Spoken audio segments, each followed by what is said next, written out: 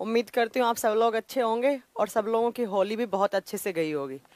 तो 4 दिन की आपके लोगों की छुट्टी होगी इस बैच में। और 4 दिन की छुट्टी तो वैसे नेचुरल सी बात है, होली है, होली पर 2-3 दिन 4 दिन की छुट्टी तो हो गई, कोई बड़ी बात नहीं है। अब आपकी रेगुलर क्लासेस चलेंगी, जो भी आपका शेड्यूल था उसी वही आपकी रेगुलर पूरा 7 के 7 दिन आपकी क्लासेस चलेंगी। जल्दी आइएगा, जो लोग लाइव नहीं आए वो बिल्कुल जल्दी आइए।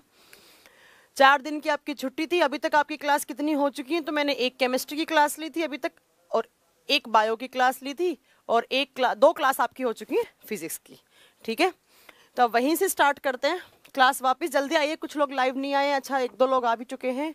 क्लास कब स्टार्ट होगी? तो क्लास स्टार्ट हो चुकी है सर, आप थोड़ा जल्दी आइएगा लाइव। जो नहीं आए बच्चे वो जल्दी आइए। जी मैम, क्या बोल रहे हैं मैम? पीडीएफ टाइम पर अपलोड दिया करो। अरे एक आप लोग ना पीडीएफ हर जगह आप मैसेज कर रहे हो, पीडीएफ। मैंने आपको एक बात बताई थी, आपने ध्यान से नहीं सुनी। मैंने क्या बात बताई थी? मैंने कहा था पीडीएफ आपको हमेशा चैप्टर खत्म होने के बाद मिलेगी, है ना? तो इतना मत किया करो, लोड मत लिया करो। तुम लोगों को हमने एक फैसिलिटी दे रखी है क्या, कि इस वीडियो को जाकर आप अनलिमिटेड टाइम वॉच कर सकते हो।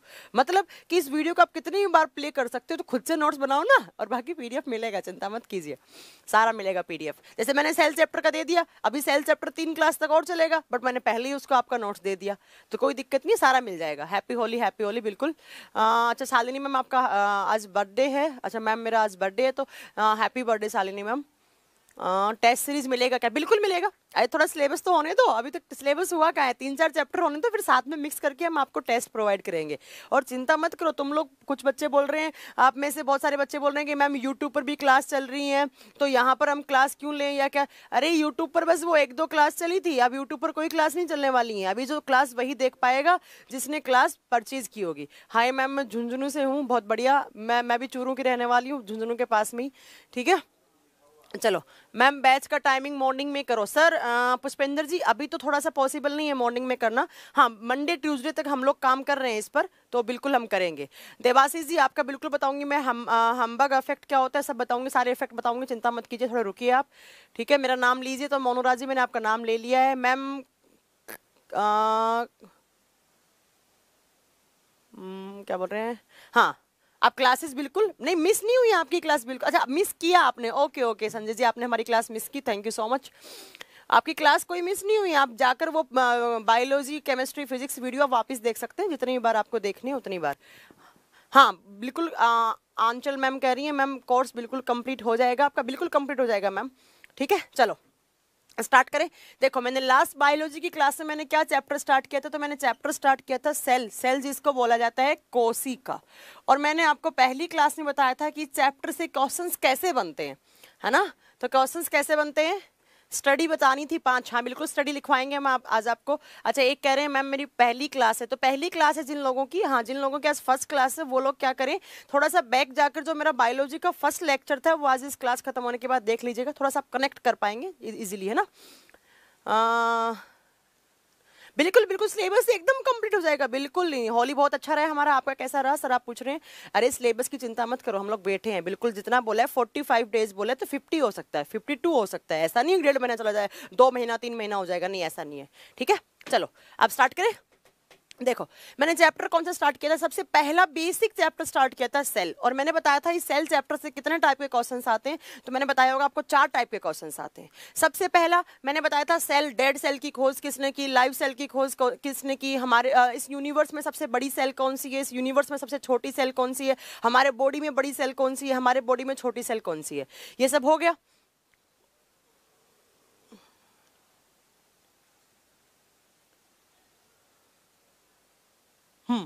ठीक है, इतना आपका हो गया। उसके बाद मैंने कहा था दूसरे टाइप के क्वेश्चंस कैसे आते हैं, तो मैंने बताया था सेल के कुछ कंपोनेंट्स होते हैं, सेल के इस कोशिकाओं के कुछ भाग होते हैं, जैसे माइटोकॉन्ड्रिया, राइबोसोम, लाइसोसोम। तो मैंने कहा था इन सब की खोज याद होनी चाहिए। आपसे एग्जाम में डायरेक्ट क्वेश्चन करेगा, जैसे अभी सीडीएस के पेपर में पूछा था कि लाइसोसोम की खोज किसने की थी, तो आपको पता होना चाहिए लाइसोसोम की खोज किसने की, राइबोसोम की खोज किसने की, डीएनए का मॉडल किसने दिया, आरएनए का मॉडल किसने दिया। 2 टाइप के क्वेश्चन ये हो गए। तीसरा यहाँ से क्वेश्चन आता है सेल का सबसे बड़े पार्ट का नाम बताओ, सेल के सबसे छोटे पार्ट का नाम बताओ। उसके बाद भी कुछ क्वेश्चंस आते हैं, जैसे आपसे पूछेगा सुसाइडल बैग किसको बोलते हैं, कोशिका का आत्मघाती थैली किसको बोलते हैं, सेल का प्रोटीन फैक्ट्री किसको बोलते हैं। तो ये सारे क्वेश्चन याद रखने हैं, ठीक है। अब चलो मैं थोड़ा सा 5 मिनट का रिवाइज करवाती हूँ आपको लास्ट क्लास का। लास्ट क्लास में मैंने क्या पढ़ाया था, थोड़ा सा अगर आप लोगों को याद हो तो मैंने सबसे पहला पॉइंट बताया था, सेल। सेल को क्या कहा जाता है, basic unit of life. Cell is the basic unit of life. कोशिका शरीर की मूलभूत इकाई है। क्यों होती है मैम मूलभूत इकाई, तो मैंने बताया था जब अंडा फर्टिलाइज हो जाता है, एग जब फर्टिलाइज हो जाता है, तो एग फर्टिलाइजेशन के बाद सबसे पहले जो चीज बनती है उसको क्या बोलते हैं, सेल। सेल क्या बनाती है, टिश्यूज, उत्तक बनाती है। और टिश्यूज क्या बनाते हैं, ऑर्गन्स। और ऑर्गन्स क्या बनाते हैं, ऑर्गन सिस्टम। और ऑर्गन सिस्टम क्या बनाता है, पूरा का पूरा ह्यूमन बॉडी बनाता है, ठीक है। हाँ, पीडीएफ हिंदी में मिलेगा, बिल्कुल अजीत जी, मैंने सेल चैप्टर की हिंदी में भी पीडीएफ अपलोड करवाई है, सारी हिंदी में मिलेंगी, इंग्लिश में मिलेंगी, डोंट वरी, ठीक है। उसके बाद देखिए, नेक्स्ट देखिए, उसके बाद मैंने बताया था कि जो सेल होती है और सेल की सबसे आउटर कवरिंग होती है उसको हम क्या बोलते हैं, तो हिंदी में इसको कहा जाता है कोशिका भित्ति, और इंग्लिश में क्या कहते हैं, सेल वॉल। और मैंने बताया होगा सेल वॉल सिर्फ किस में होती है, तो मैम प्लांट सेल में सिर्फ सेल वॉल होती है। और एनिमल सेल की आउटर कवरिंग होती है वो सेल वॉल नहीं होती है। एनिमल सेल में क्या होता है, सेल मेम्ब्रेन। और मैंने यहाँ से आपको 3 टाइप के क्वेश्चंस कंप्लीट करवाए थे। मैंने कहा था ये जो सेल वॉल होती है, जो कोशिका भित्ति होती है, वो सिर्फ कौन सी सेल्स में होती है, तो मैम ये सिर्फ प्लांट सेल में होती है। और प्लांट सेल में किसकी मिलकर बनी हुई होती है, तो याद होना चाहिए था आपको यहाँ तक अभी तक, सेल्यूलोज। ये सेल्यूलोज की मिलकर बनी होती है। अब सेल्यूलोज क्या होता है, तो मैम आपने बताया था लास्ट क्लास में, सेल्यूलोज क्या होता है, carbohydrate. C for carbohydrate. Carbohydrate को हिंदी में क्या कहा जाता है, शर्करा, शर्करा, ठीक है। और नेक्स्ट मैंने यहाँ से एक पॉइंट और बताया था आपको कि जो सेल्यूलोज होता है वो प्लांट का डेड पार्ट होता है। तो बहुत बार एग्जाम में क्वेश्चन आता है कि सेल के सबसे मरे हुए, पादप कोशिका के सबसे मरे हुए भाग का नाम बताओ, जो मरा हुआ है, मतलब बिल्कुल डेड फॉर्म में, dead part of plant cell, तो क्या हो जाएगा, सेल्यूलोज। सेल्यूलोज है किसके अंदर, तो मैम सेल वॉल के अंदर है, ठीक है। 2 बात होगी। तीसरी बात मैंने क्या बताई थी, ये सेल्यूलोज है वो प्लांट सेल का हार्डेस्ट पार्ट होता है। हार्डेस्ट समझते हैं, सबसे कठोर भाग। अब मैम हार्डेस्ट क्यों है, तो मैंने आपको बताया था क्योंकि किसी भी चीज को सॉफ्ट करने के लिए क्या चाहिए होता है, पानी। और मैम इसके अंदर पानी 0% होता है। तो इतनी बातें आपको यहाँ याद रखनी थी कि ये सबसे कठोर भाग है पादप कोशिका का, ये मरा हुआ भाग है, किससे मिलकर बना होता है, सेल्यूलोज। सेल्यूलोज क्या होती है, तो मैम एक कार्बोहाइड्रेट होती है। और ये किस में होता है, सेल वॉल में। और सेल वॉल किस में होती है, प्लांट सेल में। हम लोगों में ये सब है ही नहीं, तो हम लोगों में एब्सेंट होता है सेल वॉल, ठीक है। उसके बाद 2 नंबर पे मैंने बताया था cell membrane. Cell membrane Hindi में क्या बोलते हैं इसको, कोशिका झिल्ली। मेम्ब्रेन कोशिका झिल्ली। और मैंने बताया था ये दोनों में होती है, प्लांट में भी होती है और ये एनिमल में होती है। बट प्लांट की कौन सी मेम्ब्रेन होगी, मैम इनर मेम्ब्रेन। क्यों होगी मैम इनर मेम्ब्रेन, क्योंकि प्लांट की आउटर क्या होती है, सेल वॉल। बट एनिमल की क्या होगी मैम, आउटर मेम्ब्रेन। क्यों, क्योंकि मैम एनिमल में सेल वॉल तो होता ही नहीं है, सिर्फ क्या होता है, सेल मेम्ब्रेन। और किसकी बताया, क्या बताया था मैंने, किससे मिलकर बनी होती है, फोस्फोलिपिड से मिलकर बनी होती है। ऐसी लिपिड्स जिसके आगे एक फोस्फेट ग्रुप जुड़ा हुआ होता है, PO4। आगे पढ़ोगे आप एग्जांपल इसका, ठीक है। ये सेल वॉल हो गया, ये सेल मेम्ब्रेन हो गया। उसके बाद मैंने क्या पढ़ाया था, ये सेल और सेल के सेंटर में क्या होता है, मैम केंद्रक, न्यूक्लियस होता है, न्यूक्लियस। न्यूक्लियस केंद्रक। और न्यूक्लियस से आपको एक पॉइंट याद रखना था, मैंने क्या बताया था, it is the largest part of cell. यह कोशिका का सबसे बड़ा भाग होता है। बहुत बार एग्जाम में क्वेश्चन आया है आज तक कि सेल के सबसे बड़े पार्ट का नाम बताओ। क्या करना है आपको, न्यूक्लियस। उसके बाद मैंने बताया था न्यूक्लियस के 2 नाम होते हैं, एक तो इसको बोलते हैं ब्रेन ऑफ सेल, कोशिका का दिमाग। मतलब अगर किसी सेल में न्यूक्लियस नहीं है तो उस सेल के अंदर दिमाग ही नहीं है, वो कोई काम की नहीं है, ठीक है। और नेक्स्ट पॉइंट आपको क्या याद रखना था, इसको मैनेजर ऑफ सेल बोला जाता है। मैनेजर, जैसे मैनेजर का काम क्या होता है, सारी चीजों को मैनेज करना, है ना, सिस्टमेटिक ढंग में मैनेज करना। तो ऐसे ही आपका ये क्या करता है, न्यूक्लियस भी क्या करता है, सेल के अंदर कौन सा चीज कितने % में होना चाहिए, उन सारी चीजों को मैनेज करके रखता है। तो इसको एक तो ब्रेन ऑफ सेल्स और एक मैनेजर ऑफ सेल्स, दोनों पॉइंट एग्जाम में पूछे जाते हैं, दोनों के दोनों आपको याद रखने हैं, ठीक है। नेक्स्ट मैंने आपको बताई थी इस न्यूक्लियस के अंदर क्या होते हैं, तो मैम न्यूक्लियस के अंदर होते हैं एसिड्स। और उन एसिड्स का नाम क्या होता है, न्यूक्लिक एसिड। और हिंदी में क्या होएगा, न्यूक्लिक अम्ल। न्यूक्लिक अम्ल। अब बहुत बार एग्जाम में क्वेश्चन आता है कि न्यूक्लियस के अंदर कितने टाइप के एसिड्स होते हैं, तो मैम न्यूक्लियस के अंदर 2 टाइप के एसिड्स होते हैं। पहला कौन सा बताया था, DNA। और दूसरा कौन सा बताया था, RNA। DNA और RNA किस फॉर्म में होते हैं। कभी भी एग्जाम में क्वेश्चन पूछे आपसे कि जो डीएनए आरएनए होते हैं वो किसकी फॉर्म में होते हैं, तो आपको बोलना है एसिड्स की, अम्ल की फॉर्म में होते हैं। और ऐसा एसिड जो किसके अंदर है, न्यूक्लियस के अंदर, तो इसको क्या बोलेंगे, न्यूक्लिक एसिड। अब आपको क्या स्टार्ट करना है, क्या डीएनए होता है, क्या आरएनए होता है, क्या डीएनए का काम होता है, क्या आरएनए का काम होता है। बड़ा ही ध्यान से सुनना है, ठीक है। डीएनए आरएनए किसकी फॉर्म में होते हैं, एसिड की फॉर्म में। कैसा एसिड, ऐसा एसिड जो किसके अंदर है, न्यूक्लियस के अंदर, ठीक है। अब मैंने सबसे पहला एक साइड लिख दिया डीएनए और दूसरी साइड लिख दिया मैंने आरएनए। डीएनए आरएनए कहाँ है, न्यूक्लियस के अंदर, केंद्रक के अंदर। डीएनए की फुल फॉर्म आप स्कूल से पढ़ते आ रहे हो, अगर किसी को नहीं भी याद है तो मैं लिख दे रही हूं, ठीक है। इसकी फुल फॉर्म होती है deoxyribose, deoxyribose nucleic acid, deoxyribose nucleic acid. Hindi में सेम नाम होगा, बस यहां पर एसिड की जगह क्या हो जाएगा, अम्ल। तो फुल फॉर्म क्या होगी, डीऑक्सीराइबोस न्यूक्लिक अम्ल, डीऑक्सीराइबोस न्यूक्लिक अम्ल। अब देखो आरएनए की फुल फॉर्म क्या होती है, आरएनए की फुल फॉर्म होती है ribose nucleic acid, ribose nucleic acid. और हिंदी में क्या हो जाएगा, राइबोस न्यूक्लिक अम्ल, राइबोस न्यूक्लिक अम्ल, ठीक है। ये फुल फॉर्म होगी। फुल फॉर्म से कभी क्वेश्चन नहीं पूछा जाएगा। अरे कौन पूछेगा डीएनए की फुल फॉर्म क्या होती है, तीसरी क्लास से पढ़ते आ रहे हैं आप, कोई नहीं पूछता है डीएनए की फुल फॉर्म क्या होती है, ठीक है। आप देखो सबसे पहला क्वेश्चन, हाँ बिल्कुल बिल्कुल आप विजिबल है, आपका कमेंट मैं बिल्कुल सुन पा रही हूँ, ठीक है। वीडियो एकदम सही है भैया, हाँ वीडियो एकदम सही चल रहा है, बिल्कुल सही चल रहा है, हाँ ठीक है। कृष्णपाल जी गुड इवनिंग, आप थोड़ा लेट हो गए हैं, कोई बात नहीं। पर आप देखो यहां से सबसे पहला क्वेश्चन क्या बनता है, सबसे पहला क्वेश्चन आता है कि डीएनए का मॉडल किसने दिया था। अच्छा आपने स्कूल में ऐसा डायग्राम जरूर बनाया होगा एक बार 7th 8th क्लास में, ऐसा अगर याद हो तो। इसी को बोलते हैं डीएनए। तो ये डीएनए की जो स्ट्रक्चर है इसका मॉडल सबसे पहले किसने दिया था, तो डीएनए का सबसे पहला मॉडल दिया था वॉटसन एंड क्रिक ने, वॉटसन एंड क्रिक ने। कभी भी एग्जाम में क्वेश्चन आए, अच्छा एग्जाम में क्या है, अभी जो बिहार पीसीएस का क्वेश्चन हुआ था, जो बिहार पीसीएस का जो पेपर आया था उसमें आया था डीएनए का मॉडल किसने दिया, वॉटसन एंड क्रिक ने। तो हमेशा याद रखना है डीएनए का मॉडल वॉटसन एंड क्रिक द्वारा दिया गया, DNA model was given by Watson and Crick. अब आता है कि आरएनए का मॉडल किसने दिया था। ये बहुत सारे बच्चों को नहीं पता होता है। डीएनए तो चलो बचपन से याद करते आ रहे हैं, डीएनए को तो आप याद कर लेंगे।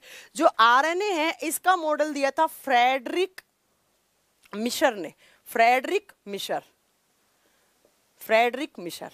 तो आपको याद रखना है आरएनए का जो मॉडल है वो किसने दिया, तो फ्रेडरिक मिशर ने दिया। और अगर पूछे डीएनए का मॉडल किसने दिया, तो किसने दिया, वॉटसन एंड क्रिक ने। तो मैम हमारे 2 क्वेश्चन क्लियर हो गए यहाँ से, बिल्कुल हो गए, ठीक है। नेक्स्ट देखो, नेक्स्ट आता है डीएनए जो होता है वो डबल हेलिक्स स्ट्रक्चर है, डबल हेलिक्स। हिंदी में इसको बोलेंगे द्विकुंडलित संरचना, द्विकुंडलित संरचना। अब द्विकुंडलित संरचना का मतलब क्या है, देखो अभी मैंने आपको यहाँ पर एक छोटा सा रफली डायग्राम बनाया था डीएनए का। डीएनए में एक स्ट्रैंड तो ये हो गया, एक स्ट्रैंड ये हो गया, तो 1 और 2 दो हेलिक्स है, ये हेलिक्स बोलो या स्ट्रैंड बोलो, इनको एक ही बात है। तो एक ये हो गया, एक ये हो गया। तो डीएनए कैसी स्ट्रक्चर है, डबल हेलिक्स, 2 हेलिक्स होते हैं डीएनए के अंदर। और जो आरएनए होता है वो कैसा होता है, सिंगल हेलिक्स होता है। सिंगल हेलिक्स का मतलब समझ रहे हैं, एक कुंडलित संरचना। मतलब क्या हो गया कि मैम उसके अंदर एक ही कुंडली होती है, एक ही हेलिक्स होता है। अब आरएनए कैसा होता है, या तो आप आरएनए को ऐसे बना सकते हैं, सिर्फ ऐसे, देखो ऐसे, या आरएनए आप ऐसे बना सकते हैं। डीएनए में 2 स्ट्रैंड होते हैं तो इसको डबल हेलिक्स, द्विकुंडली संरचना। आरएनए में 1 तो इसको सिंगल हेलिक्स, ठीक है। 2 बातें आपको यहां से क्लियर हो गई, डीएनए और आरएनए की, और दोनों के दोनों क्वेश्चंस आते हैं। नेक्स्ट देखो, नेक्स्ट आता है कि डीएनए जो है, अच्छा डीएनए किसका पार्ट है, सेल का पार्ट है ना। तो क्वेश्चन आता है कि जो डीएनए होता है वो सेल के किस किस पार्ट में होता है। बड़ा ही ध्यान से सुनना है, हमेशा एग्जाम में क्वेश्चन आता है कि डीएनए किस सेल के कौन कौन से पार्ट के पास खुद का डीएनए होता है। ध्यान से सुनो, देखो इसको कैसे याद रखना है। ये आपका सेल, ये तो बताया हमने, सेल, सेल के सेंटर में क्या आती है मैम, ये आपकी 2nd क्लास है, हाँ जी बिल्कुल, बायो की 2nd क्लास है मेरी, ठीक है मैम। हिस्टोन प्रोटीन, हाँ हिस्टोन प्रोटीन से क्वेश्चन आया, अभी बताएंगे हम। हिस्टोन प्रोटीन होते हैं, डीएनए के ऊपर जब प्रोटीन लगे हुए तो उनको हिस्टोन प्रोटीन बोलते हैं। सही बोला आपने। देखिए ये सेल, सेल के सेंटर में क्या होता है, न्यूक्लियस। न्यूक्लियस के अंदर क्या होता है? डीएनए। तो कभी भी एग्जाम में क्वेश्चन आए, एक बात तो क्लियर होगी कि जो डीएनए वो कहां पर है? न्यूक्लियस के अंदर है। तो मैम मैंने एक लिख दो यहां पर, न्यूक्लियस, केंद्रक। कभी भी एग्जाम में क्वेश्चन आए कि डीएनए सेल के कौन कौन से पार्ट में होते हैं, तो पहला क्या हो गया? न्यूक्लियस। उसके बाद जो अगली लाइन बोलने वाली हूं मैं, उसको बड़ा ही ध्यान से सुनना। आपने स्कूल में एक सेल का पार्ट पढ़ा था जिसको बोलते हैं माइटोकॉन्ड्रिया, पढ़ा था। माइटोकॉन्ड्रिया क्या बोलते हैं? Power house of the cell. कोशिका का ऊर्जा घर या शक्ति घर है, मतलब उसके पास ऊर्जा है। ऊर्जा किसकी फॉर्म में? एनर्जी की फॉर्म में। एनर्जी किसकी फॉर्म में? एटीपी की फॉर्म में होती है। सारी भूल जाओ आगे की बातें। ये सेल का एक और कंपोनेंट है माइटोकॉन्ड्रिया, और इस माइटोकॉन्ड्रिया के पास भी खुद का डीएनए होता है। यही बात आपको याद रखनी है कि जो डीएनए होता है वो एक तो न्यूक्लियस में होता है और दूसरा किसके पास होता है? माइटोकॉन्ड्रिया के पास। बहुत बार एग्जाम में क्वेश्चन की लैंग्वेज क्या आती है? क्वेश्चन आता है कि न्यूक्लियस को छोड़कर सेल के उस कंपोनेंट का नाम बताओ जिसके पास खुद का डीएनए होता है।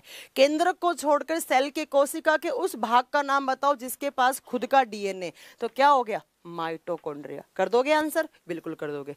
अब आओ आरएनए पे। आरएनए, एक तो मैंने अभी बताया कि जो न्यूक्लियस होते हैं, न्यूक्लियस के अंदर दो टाइप के एसिड्स होते हैं, एक डीएनए एक आरएनए। तो जो आपका आरएनए है वो कहां पर है? एक तो मैम न्यूक्लियस के अंदर हो गया, एक तो मैम न्यूक्लियस के अंदर हो गया, केंद्रक के अंदर। चलो एक तो कॉमन रहेगा। अब देखो दूसरा कहां होता है आरएनए, ध्यान से सुनना। एक तो न्यूक्लियस के अंदर हो गया, केंद्रक के अंदर हो गया। दूसरा ये क्या है? इसको मैंने क्या बनाया? इसको बनाओ मैम न्यूक्लियस। ये क्या है आपका? न्यूक्लियस, केंद्रक। और ये क्या है? ये मेम्ब्रेन, सेल मेम्ब्रेन। मैं कॉमन सेल की बात कर रही हूं तो यहां पर सेल मेम्ब्रेन हो जाएगा, कोशिका झिल्ली हो जाएगा। ठीक है। ये जो न्यूक्लियस और ये जो सेल मेम्ब्रेन है, इसके बीच में ऐसे एक फ्लूइड रहता है, ऐसे एक प्लाज्म, एक लिक्विड होता है। इसको क्या कहा जाता है? ध्यान से सुनना। ये न्यूक्लियस केंद्रक और ये कोशिका झिल्ली, सेल मेम्ब्रेन, इन दोनों के बीच में एक फ्लूइड होता है। इस फ्लूइड का नाम होता है साइटोप्लाज्म। साइटोप्लाज्म दिख रहा है? विजिबल हो रहा है ना? ठीक है, साइटोप्लाज्म। अब बताओ, मैंने लास्ट क्लास में आपको बताया था साइटो का मतलब क्या होता है साइंस में? सेल। और साइंस में जहां पर भी प्लाज्म वर्ड देखें उसका मतलब होता है लिक्विड। और लिक्विड को हिंदी में क्या बोलेंगे? द्रव। सेल को क्या बोलेंगे? कोशिका। कोशिका द्रव। जो आपका सेल, जो न्यूक्लियस और सेल मेम्ब्रेन होता है उसके बीच में एक फ्लूइड रहता है, एक लिक्विड रहता है। उस लिक्विड को ना क्या नाम बोलते हैं? तो उस लिक्विड को कहा जाता है साइटोप्लाज्म। साइटो का मतलब क्या? कोशिका। प्लाज्म का मतलब क्या? लिक्विड। ऐसा द्रव, ऐसा लिक्विड जो न्यूक्लियस और सेल मेम्ब्रेन के बीच में होता है उसको क्या बोलते हैं? साइटोप्लाज्म। ठीक है। तो आरएनए कहाँ कहाँ होता है? एक तो इस न्यूक्लियस के अंदर है और दूसरा आरएनए आपका यहाँ होता है। इसको क्या लिखूं मैं? साइटोप्लाज्म। तो मैंने एक लिखा न्यूक्लियस और एक लिखा साइटोप्लाज्म। और हिंदी में क्या हो जाएगा? कोशिका द्रव। कोशिका द्रव। ये दोनों बात अपने दिमाग में बैठा लो कि कभी भी एग्जाम में आए कि डीएनए कहाँ होता है, तो DNA is found in the nucleus and mitochondria. RNA की बात करें तो न्यूक्लियस एंड साइटोप्लाज्म दोनों में होता है। आरएनए केंद्रक और कोशिका द्रव दोनों में होता है। अब मैम कोशिका द्रव कहाँ होता है? तो जो न्यूक्लियस, केंद्रक और जो सेल मेम्ब्रेन होती है उसके बीच में जो फ्लूइड होता है उसको क्या बोलते हैं हम? साइटोप्लाज्म। क्लियर है इतना? बिल्कुल क्लियर है। हाँ बिल्कुल क्या मैम मैं दिख रहा हूँ? दिखोगे नहीं, आपका कमेंट दिखेगा मुझे। ठीक है। मैसेंजर आरएनए, हाँ सब बताएंगे भी। रुकिए रुकिए रुकिए, सारे आरएनए बताएंगे, तुम चिंता क्यों कर रहे हो? सारे के सारे आरएनए के टाइप बताएंगे। ठीक है। तो ये दोनों बात आपको याद रखनी है कि एक तो डीएनए कहाँ हो गया मैम? एक तो डीएनए न्यूक्लियस में, दूसरा माइटोकॉन्ड्रिया में। उसके बाद अगला पॉइंट क्या याद रखना है? जो आरएनए वो कहाँ कहाँ होता है? तो मैम आरएनए एक न्यूक्लियस में, एक साइटोप्लाज्म में। ये तो हो गए बेसिक डिफरेंस। अब देखो एक मेन जो डिफरेंस होता है वो क्या होता है, ध्यान से सुनना है। यहां से बहुत बार एग्जाम में क्वेश्चन आते हैं। ये जो अगला जो मैं डिफरेंस बता रही हूं आपको डीएनए आरएनए में, ये मेन डिफरेंस है इन दोनों का। ठीक है। वॉइस मैम मेरा पहला क्लास है, वॉइस नहीं मिल रही है। प्लीज सिंतु जी आप क्या करें, अपना अनम्यूट करें। ऊपर जो आपका जो एक जगह ऑप्शन आ रहा होगा वीडियो के राइट साइड में, अनम्यूट, आपने म्यूट कर रखा होगा इसलिए आपको आवाज नहीं सुन रही होगी। ठीक है। मैम हमारी गुड इवनिंग एक्सेप्ट नहीं किया। अरे अजय पाल जी बिल्कुल कर ली हमने आपकी गुड इवनिंग, बिल्कुल कर ली, बिल्कुल कर ली, ठीक है। फंक्शन ऑफ प्लाज्मा, अरे अभी बताएंगे, रुकिए, प्लाज्मा सब बताएंगे, रुक तो जाओ। हाँ, प्लास्टिड में भी डीएनए पाया, हाँ वो प्लांट सेल की बात है आंचल जी, वो प्लांट सेल की बात है, मैं यहाँ कॉमन सेल लेके चल रही हूँ, ठीक है। चलो आगे चलो, देखो डीएनए और आरएनए का मेन डिफरेंस क्या होता है। देखो आपने स्कूल में ऐसे डीएनए का डायग्राम बनाया होगा और एक और ऐसे हेलिक्स बनाया होगा, क्योंकि डीएनए कैसा होता है, डबल हेलिक्स। ये मैंने आरएनए बना दिया, ये आरएनए होता है। अब आपने स्कूल में देखा होगा यहाँ पर इस डायग्राम में बहुत छोटा छोटा लिखा होता है। ये रेड वाला विजिबल हो रहा है, मैं कुछ लिख रही हूँ तो रेड वाला मार्कर दिख रहा है, चलो छोड़ो, रेड यूज ही नहीं करते। देखो आपने बहुत ध्यान से देखा होगा यहाँ पर A double bond T C triple bond G, फिर वापस A double bond T C triple bond G, A double bond T C triple bond G, ऐसे आपने लिखा हुआ देखा होगा, बहुत बार देखा होगा। नहीं देखा होगा तो आज ही कोई बुक उठाना, उसमें ये सेम आपको डीएनए का ऐसा डायग्राम बना हुआ दिखेगा, ठीक है। अब देखो ये क्या होते हैं, A T C ji, A T C जी ये क्या होते हैं। आरएनए की बात भूल जाओ, पहले डीएनए में बात करते हैं। ये क्या होते हैं ए टी सी जी, जल्दी बताइए मुझे क्या होते हैं ये ए टी सी जी, जल्दी बताइए। सुरेंद्र जी की आज पहली क्लास है लाइव। ये ए टी सी जी क्या हो रहे हैं, अशोक कुमार शेखावर जी आप क्या, बिल्कुल आपका कमेंट दिख रहा है, जल्दी बोलिए ए टी सी जी ये क्या होते हैं। मैं फुल फॉर्म नहीं पूछ रही, मुझे फुल फॉर्म नहीं बतानी है, ये होते क्या है ए टी सी जी, बताएंगे कोई। Adenine, thymine, no idea, base, चलो मैं बताती हूँ क्या होते हैं। देखो पहले ये सुनने से पहले सुनो, देखो ये मैंने डबल बॉन्ड और ट्रिपल बॉन्ड, एक होता है डबल बंद, द्विबंध, एक होता है ट्रिपल बॉन्ड, तीन बंद, दो बंद। पहला क्वेश्चन आता है कि डीएनए की स्ट्रक्चर में किस टाइप का बॉन्ड होता है। आपने स्कूल में पढ़ा था केमिस्ट्री में कि बहुत सारे टाइप के बॉन्ड होते हैं, बहुत सारे टाइप के बंद होते हैं, hydrogen bond, covalent bond, coordinate bond, उसके बाद आपने पढ़ा होगा wander wall bond, ionic bond, है ना, पढ़े थे ना। तो सबसे पहला क्वेश्चन क्या आता है कि डीएनए की स्ट्रक्चर में कौन सा बॉन्ड होता है, डीएनए की संरचना में कौन सा बंध पाया जाता है। बहुत बार एग्जाम में पूछा हुआ क्वेश्चन है कि ये जो मैंने बनाए ना डबल और ट्रिपल, डबल बॉन्ड भी कौन सा और ये ट्रिपल बॉन्ड भी कौन सा है।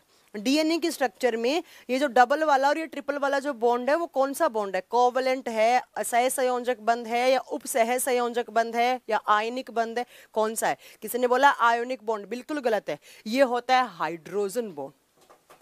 ये डबल वाला भी हाइड्रोजन है और ये ट्रिपल वाला भी हाइड्रोजन है। तो पहला क्वेश्चन आज आपका यहाँ से क्या क्लियर हो गया कि कभी भी एग्जाम में पूछे कि डीएनए की स्ट्रक्चर में कौन सा बॉन्ड होता है, आपको क्या आंसर करना है, हाइड्रोजन बॉन्ड होता है। ये डबल हाइड्रोजन, ये वाला ट्रिपल हाइड्रोजन, क्लियर है। आप देखो ये ए सी टी जी ये क्या होते हैं और ये बॉन्ड से आपस में जुड़े हुए होते हैं, तो ये क्या होते हैं, ये होते हैं नाइट्रोजीनियस बेस। मैंने यहां लिखा है nitrogenous base, nitrogenous base, Hindi में इनको कहा जाता है नाइट्रोजन युक्त क्षार, नाइट्रोजन युक्त क्षार। बेस का मतलब होता है क्षार, नाइट्रोजन युक्त क्षार। तो जो डीएनए होता है उसकी स्ट्रक्चर में 4 नाइट्रोजीनियस बेस होते हैं, 4 नाइट्रोजीनियस बेस होते हैं, ठीक है। अब देखो कौन कौन से, यहाँ पर ए जो होता है उसकी फुल फॉर्म होती है एडनिन या एडिनोसिन, दोनों ही बात सही है, एडिनोसिन। A4 होता है एडिनोसिन,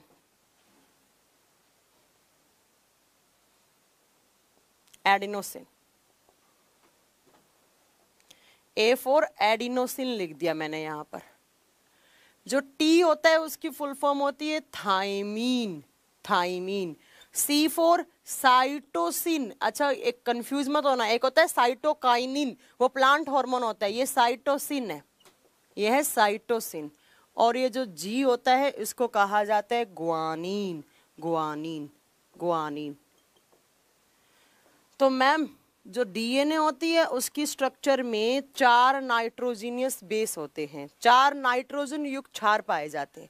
कौन कौन से, ए बोले तो adenosine, T4 thymine, C4 cytosine, G4 guanine. ये चारों नाम याद होने चाहिए। ये होते क्या है, nitrogenous base. Ma'am nitrogenous base क्या होते हैं, तो nitrogen base ma'am between cytosine and guanine also, हाँ प्रमोद जी जो आपने पूछा है ये डबल वाला भी हाइड्रोजन है और ट्रिपल वाला भी हाइड्रोजन बॉन्ड है, ठीक है। हाँ तो देखिए A for adenosine, T for thymine, C for cytosine, G for guanine. अब एक बात बताओ, मैंने डीएनए में A को किसके साथ जोड़ा है? T के साथ। और कितने हाइड्रोजन बॉन्ड? 2 hydrogen bond. तो आपको हमेशा याद रखना है कि डीएनए की स्ट्रक्चर में जो A एडिनोसिन टाइप का नाइट्रोजिनियस बेस होता है, एडिनोसिन टाइप वाला जो क्षार होता है वो हमेशा किसके साथ बाइंड होता है? T के साथ। A बोले तो एडेनोसिन, T बोले तो थाइमिन। अब एक बात बताओ, मैंने यहाँ पर C साइटोसिन को कितने हाइड्रोजन बॉन्ड के साथ? 3 हाइड्रोजन बॉन्ड के साथ। किसके साथ जोड़ा है? G के साथ। तो C हमेशा किसके साथ जुड़ता है? G के साथ। कुछ नहीं, सीधा याद कर लो, एक डबल हाइड्रोजन होता है, एक ट्रिपल हाइड्रोजन होता है। A हमेशा T के साथ जुड़ेगा, कितने हाइड्रोजन? डबल। C हमेशा 3 हाइड्रोजन के साथ किसके साथ जुड़ेगा? G के साथ जुड़ेगा। ये किसकी बात हो रही है? डीएनए की। अब आओ आरएनए में क्या होता है? आरएनए में एक डिफरेंस होता है, ये आपका आरएनए अभी मैंने बताया सिंगल हेलिक्स होता है, क्लियर है, सिंगल हेलिक्स होता है। साइटोकाइनिन नहीं, cytokinin is a plant hormone. बिल्कुल गलत बोल रहे हैं आप मैम। अभी कौन सा चैप्टर कंप्लीट कर रहे हैं? निशांत भारद्वाज जी शायद आप लेट हो गए, मैंने सेल चैप्टर स्टार्ट किया है, ठीक है। हाँ अभेद यादव जी बिल्कुल आपकी लाइव क्लास है। देखो आरएनए एक तो मैम सिंगल हेलिक्स होता है, तो मैंने बना दिया सिंगल। अब देखो आरएनए में क्या होता है? आरएनए में ए जो होता है वो डबल बॉन्ड के साथ यू के साथ बाइंड होता है, और सी जो है वो as it is triple hydrogen के साथ जी से बाउंड होता है। वापिस यहाँ पर A double bond U, C triple bond G. अब मुझे एक बात बताओ, यहाँ पर डिफरेंस किसका आया है? तो मैम यहाँ पर यू आ गया, किसकी जगह आ गया? टी की जगह। तो U4 क्या होता है यहाँ पर? Uracil, uracil. ये बात याद रखना है, uracil is found on the place of thymine. But किस में? तो आरएनए की स्ट्रक्चर में। तो आरएनए की स्ट्रक्चर में U4 यूरेसिल आ जाता है, यूरेसिल। किसकी जगह? थाइमिन, टी की जगह। अब एक बात बताओ, मैं अगर आरएनए बना रही होंगी तो ए डबल बॉन्ड किसके साथ जोड़ूंगी? यू के साथ। और सी ट्रिपल बॉन्ड किसके साथ? जी के साथ। अब मुझे बताओ चेंज कहां पर आया है? ऊपर वाली लाइन में। क्या चेंज आया? डीएनए में यहाँ क्या था? टी, और यहाँ पर क्या है? यू। बहुत बार एग्जाम में क्वेश्चन आता है कि डीएनए की स्ट्रक्चर में एडिनोसिन है, वो डबल हाइड्रोजन बॉन्ड के साथ किससे बाइंड होता है? तो आपको क्या लिखना है? थाइमिन। और अगर आरएनए की बात करूं तो ए है वो किसके साथ बाइंड होगा? यू के साथ। अब कुछ भी याद ना हो, रट्टा लगा लो, ATCG, और इधर क्या हो जाएगा? AUCG। बस क्लियर, ATCG AUCG। ये सब होते क्या है? Nitrogenous base. Ma'am nitrogenous base क्या होते हैं? ऐसे क्षार जिसके आगे नाइट्रोजन ग्रुप जुड़ा हुआ होता है। हाँ किसी ने मुझे पूछा है कि मैम नाइट्रोजीनियस बेस क्या होते हैं? ऐसे ऐसे कंपोनेंट जो बेसिक नेचर में हो, जिनका पीएच 7 to 14 के बीच में हो, जो क्या हो? बेसिक नेचर में हो, और प्लस उसके आगे नाइट्रोजन ग्रुप जुड़ा हुआ हो। तो इनको नाम दे देते हैं हम एडेनोसिन, थाइमिन, साइटोसिन, ठीक है। हाँ नहीं राहुल कुमार आप गलत बोल रहे हैं, सी की जगह नहीं है। सही है, ये सी वाला तो ये तो सेम रहेगा, तो कॉमन रहेगा, ये ए भी कॉमन रहेगा, सिर्फ टी की जगह उधर क्या आ जाएगा? यू आ जाएगा। वो तो बहुत बार क्वेश्चन आता है एग्जाम में कि आरएनए की स्ट्रक्चर में थाइमीन की जगह क्या आ जाता है? यूरेसिल। या इसका ऑपोजिट पूछेगा कि यूरेसिल किस नाइट्रोजीनियस बेस के साथ आरएनए की स्ट्रक्चर में जुड़ता है? तो एडेनोसिन के साथ जुड़ता है। हो गया क्लियर? बिल्कुल क्लियर हो गया। मुझे लगता है यहां तक किसी भी बच्चे को प्रॉब्लम नहीं है। पहला डिफरेंस क्या बताया था मैंने? डीएनए क्या होता है? Double helix. आरएनए क्या होता है? Single helix. दूसरा मैंने क्या बताया था? डीएनए कहाँ कहाँ होता है? तो मैम आपने बताया डीएनए एक तो न्यूक्लियस में होता है और दूसरा किसके पास होता है? माइटोकॉन्ड्रिया के पास होता है। उसके बाद मैंने क्या बताया कि जो डीएनए होता है उसका मॉडल किसने दिया था? वॉटसन एंड क्रिक ने। और आरएनए का मॉडल किसने दिया था? तो फ्रेडरिक मिशर ने दिया। डीएनए की स्ट्रक्चर में कितने नाइट्रोजनस बेस? 4। कौन कौन से? ATCG। ए किसके साथ? डबल हाइड्रोजन के साथ। किसके? टी। सी ट्रिपल हाइड्रोजन के साथ। किसके साथ? जी के साथ। और आरएनए में क्या हो जाएगा? AUCG। इतना हो गया? ठीक है, इतना हो गया।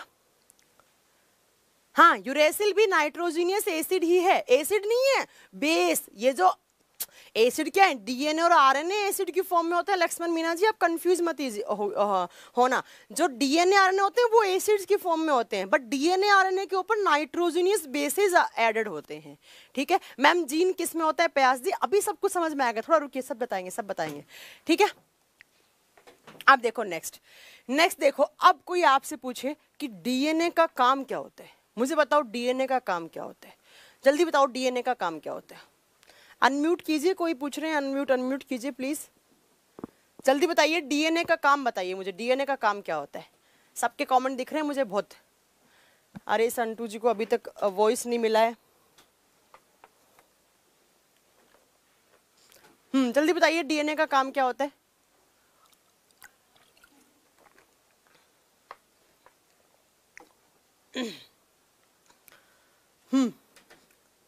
कोई नहीं बता रहा, चलो मैं बताती हूँ क्या काम होता है। डीएनए को बोलते हैं हम जेनेटिक मटेरियल, हिंदी में कहा जाता है आनुवांशिक पदार्थ, आनुवांशिक पदार्थ। ध्यान से सुनना, DNA is also known as genetic material, DNA को आनुवांशिक पदार्थ कहा जाता है। मैम यहाँ पर जेनेटिक का मतलब क्या है, जेनेटिक का मतलब होता है आगे से आगे जनरेशन में पास होने वाला, एक पीढ़ी से लेकर दूसरी पीढ़ी में जाने वाला। जैसे आपके नाना में था, नाना से मम्मी में आया, मम्मी से आप में आया, आपसे आपके बच्चों में जाएगा, आपके बच्चों के आपके बच्चों में जाएगा। डीएनए को कहा जाता है जेनेटिक मटेरियल। मैम नहीं समझ आ रहा, क्यों कहते हैं इसको ये बताओ, तो ध्यान से सुनो। देखो ये सेल, मैं कॉमन सेल की बात कर रही हूँ, ये सेल, ठीक है, इस सेल के सेंटर में क्या होता है, तो मैम अभी आपने बताया क्या होता है, न्यूक्लियस होता है। न्यूक्लियस को हिंदी में क्या बोलते हैं, केंद्रक। और केंद्रक की खोज किसने की थी, रॉबर्ट ब्राउन ने, याद रखा करो। डीएनए आपका सेल के सेंटर में क्या, न्यूक्लियस, न्यूक्लियस के अंदर क्या होता है, डीएनए। ध्यान से सुनो, सेल के सेंटर में न्यूक्लियस, न्यूक्लियस के अंदर डीएनए, और इस डीएनए के ऊपर लगे हुए होते हैं क्रोमोसोम्स, गुणसूत्र, क्रोमोसोम्स गुणसूत्र। और क्रोमोसोम्स का काम क्या होता है, क्रोमोसोम्स का काम होता है लड़का होगा या लड़की होगी डिसाइड करना। सेल के सेंटर में न्यूक्लियस, न्यूक्लियस के अंदर डीएनए, डीएनए के ऊपर क्रोमोसोम्स गुणसूत्र। कैसे, अभी बताएंगे हम थोड़ी देर में। तो इसके डीएनए के ऊपर होते हैं क्रोमोसोम्स गुणसूत्र, और गुणसूत्र का काम होता है कि जो अंडा फर्टिलाइज हुआ है, जिस अंडे का निषेचन हो चुका है, जो फर्टिलाइज हो चुका है, जो जर्मिनेट हो चुका है, तो वो अंडे से लड़का होगा या लड़की होगा, जेंडर डिसाइड करना। ठीक है, उसके बाद इस क्रोमोसोम्स के ऊपर लगे हुए होते हैं जीन, और जीन का काम होता है जो लड़का लड़की हुई है उसमें जेनेटिक कैरेक्टर किसके जाने हैं, उसमें आनुवांशिक लक्षण किसके जाने हैं। जेनेटिक कैरेक्टर बोले तो उस बच्चे में जो लड़का लड़की हुई है, उस लड़की में, इस लड़की की आवाज किस पे जाएगी, मम्मी पे, पापा पे। उस लड़की की आंखों का कलर, जो आंखों में हमारा जो कलर होता है, वो आंख का कलर किस पे जाएगा। उस लड़की के बालों का कलर किस पे जाएगा, स्किन का कलर किस पे जाएगा, मम्मी पे, पापा पे। तो बोलते हैं ना मेरे मम्मी वाले जीन है, मेरे पापा वाले जीन, आपने सुना होगा। अब जीन किसके ऊपर होते हैं, क्रोमोसोम्स। क्रोमोसोम्स किसके ऊपर होते हैं, डीएनए। डीएनए कहाँ होता है, न्यूक्लियस में। न्यूक्लियस किसके अंदर होता है, सेल। तो होता क्या है बेसिकली, ये पूरा का पूरा डीएनए क्या हो जाता है, अगली जनरेशन में पास हो जाता है। तो डीएनए क्या करता है, डीएनए के ऊपर अल्टीमेटली जो जीन होते हैं वो जेनेटिक इंफॉर्मेशन ट्रांसफर करते हैं। कहाँ, एक पीढ़ी से लेकर दूसरी पीढ़ी में।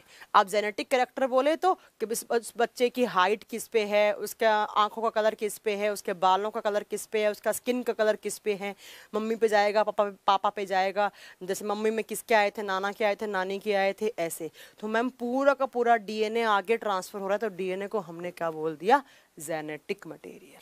क्लियर है, बता दोगे, नहीं बता सकते तो एक बार याद रख लो। सेल के सेंटर में न्यूक्लियस, न्यूक्लियस के अंदर डीएनए, डीएनए के ऊपर क्रोमोसोम्स, क्रोमोसोम्स के ऊपर जीन। और क्रोमोसोम्स का काम क्या होता है, लड़का होगा या लड़की होगा डिसाइड करना। और जो क्रोमोसोम्स के ऊपर जीन होते हैं वो क्या करते हैं, जेनेटिक कैरेक्टर ट्रांसफर करते हैं। तो मैम पूरा का पूरा डीएनए ट्रांसफर हो गया, तो हमने डीएनए को क्या बोल दिया, जेनेटिक मटेरियल। ठीक है, I am new student. Deepak Yadav ji आप न्यू स्टूडेंट हैं, तो आप पहले जो हमारा एक क्लास हुआ है बायो का, प्लीज वो आप पढ़ लीजिएगा। ठीक है, चलो अब देखो आरएनए का काम क्या होता है। आरएनए का काम क्या होता है,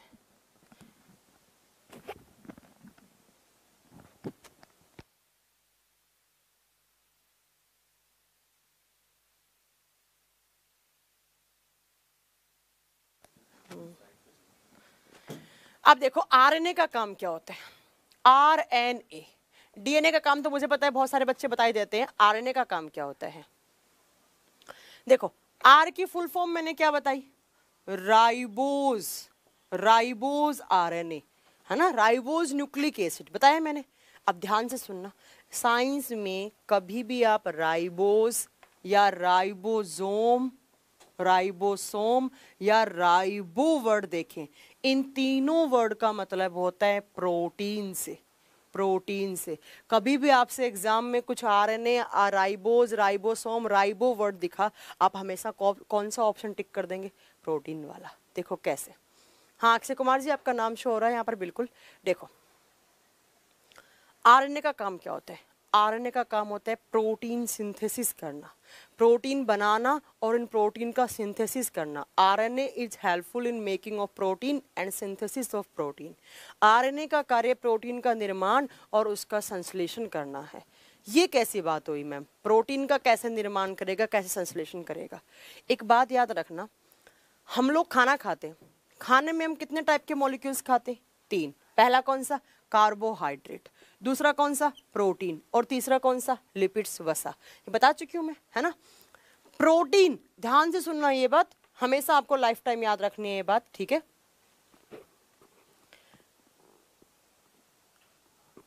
देखो एक इंसान के शरीर में टोटल 22 प्रोटीन की रिक्वायरमेंट होती है। एक ह्यूमन बीइंग को सरवाइव करने के लिए टोटल बेसिक जो प्रोटीन्स की रिक्वायरमेंट होती है वो 22 प्रोटीन की रिक्वायरमेंट होती है।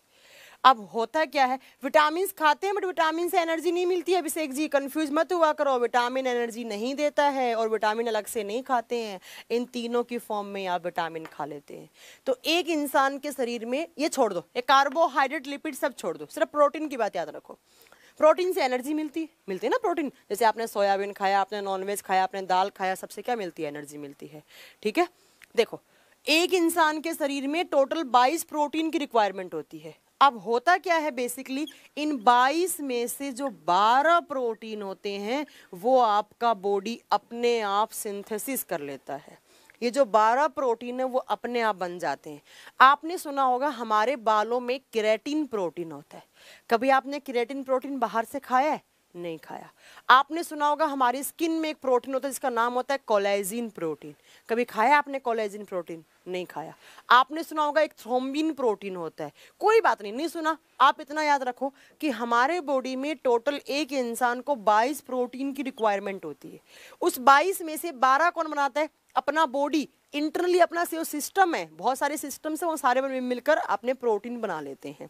12 बॉडी अपने आप सिंथेसिस कर लेता है। और जो 10 होते हैं वो आप कहाँ से खाते हैं, तो डाइट के थ्रू खाते हैं, खाना खाने के थ्रू खाते हैं। जैसे गाजर खाया, कैरोटीन प्रोटीन, जैसे अंडा खाया, एल्ब्यूमिन प्रोटीन, जैसे दूध पिया, दूध से केसिन प्रोटीन मिल गया।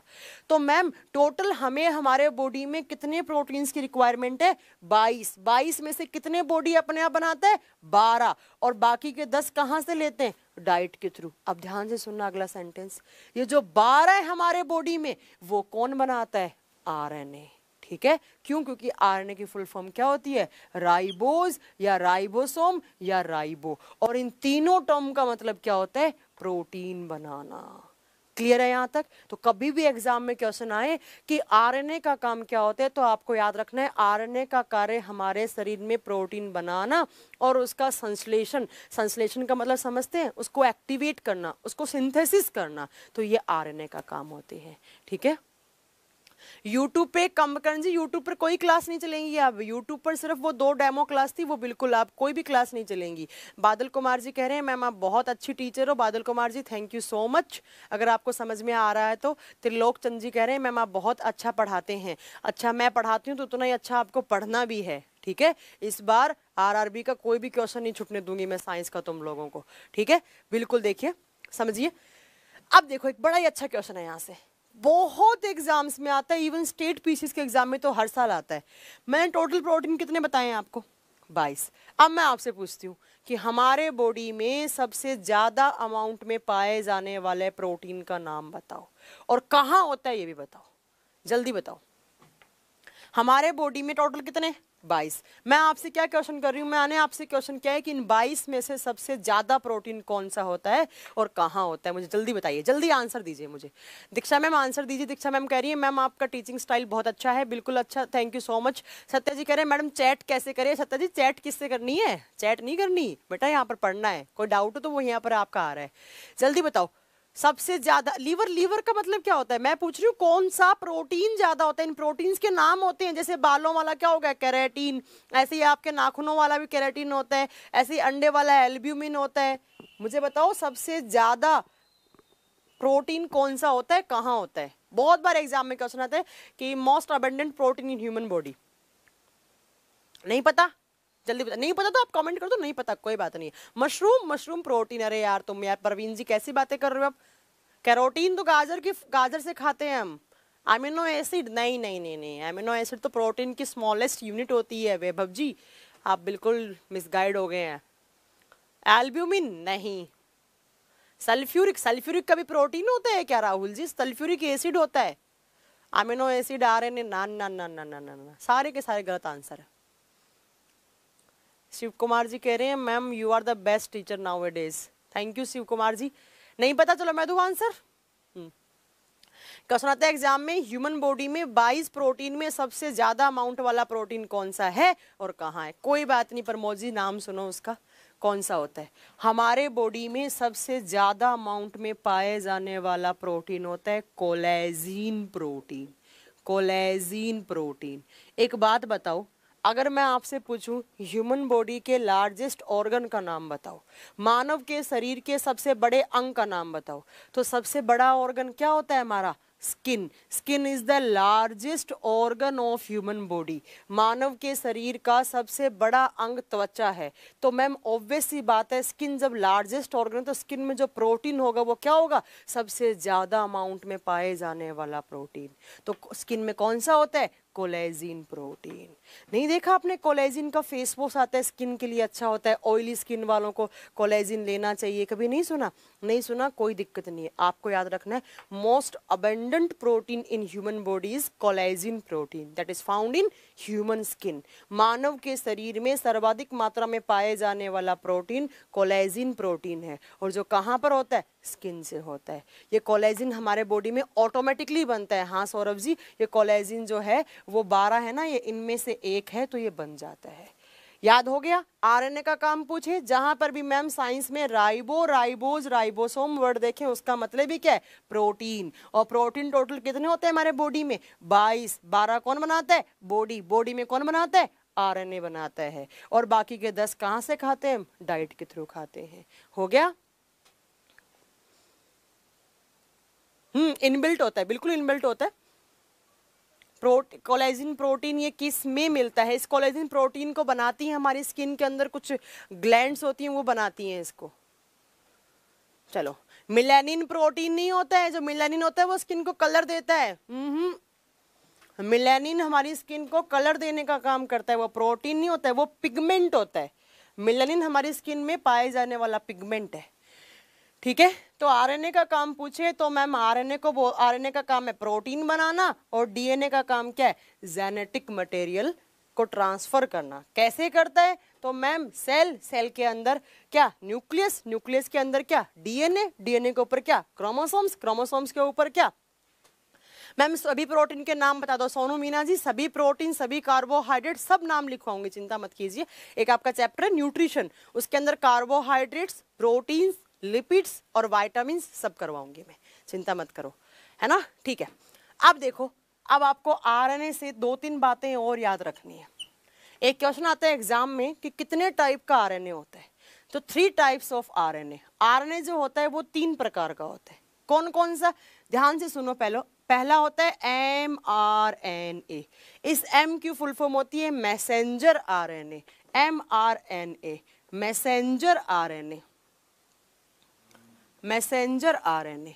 और हिंदी में इसको कहा जाता है संदेशवाहक आरएनए, संदेशवाहक RNA. Number 2 is rRNA।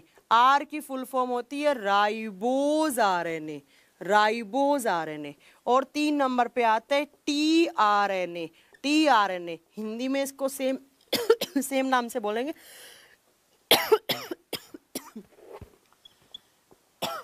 Transfer RNA, T for transfer RNA. Mohit ji आपका नाम बिल्कुल शो हो रहा है यहाँ पे।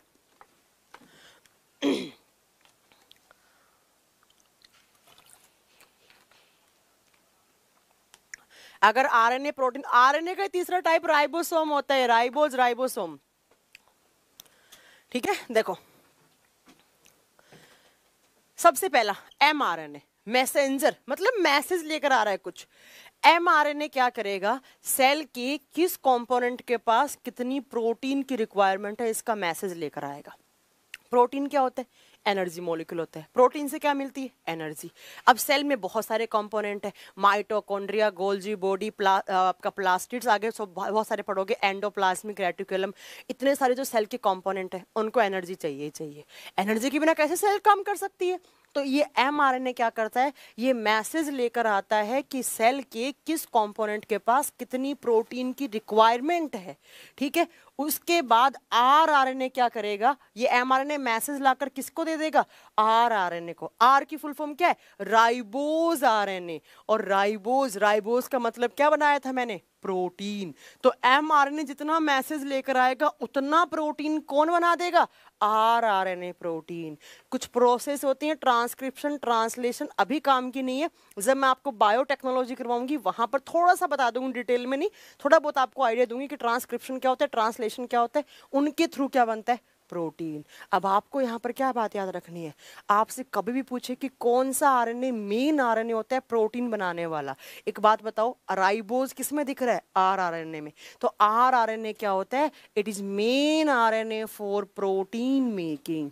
कभी भी एग्जाम में क्वेश्चन आए कि प्रोटीन को बनाने वाले मुख्य आरएनए का नाम बताइए, तो कौन सा, आरआरएनए, राइबोज आरएनए। एक बात और याद रखनी है, ये जो राइबोज है एक तो मेन है और ये सबसे छोटा आरएनए है, स्मॉलेस्ट आरएनए भी है, ये सबसे छोटा आरएनए भी है।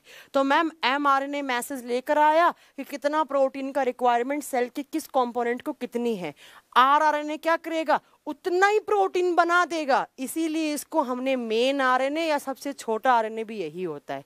और उतना का उतना प्रोटीन बना है, उतने के प्रोटीन को ट्रांसफर कौन कराएगा, टीआरएनए। बस यही एग्जाम में क्वेश्चन आते हैं, यही एग्जाम में क्वेश्चन आते हैं। ठीक है मैम, मुझे कमेंट करने में बहुत प्रॉब्लम हो रही है। राजगुप्ता जी क्या प्रॉब्लम हो रही है, मुझे बिल्कुल आपका कमेंट यहाँ पर दिख रहा है।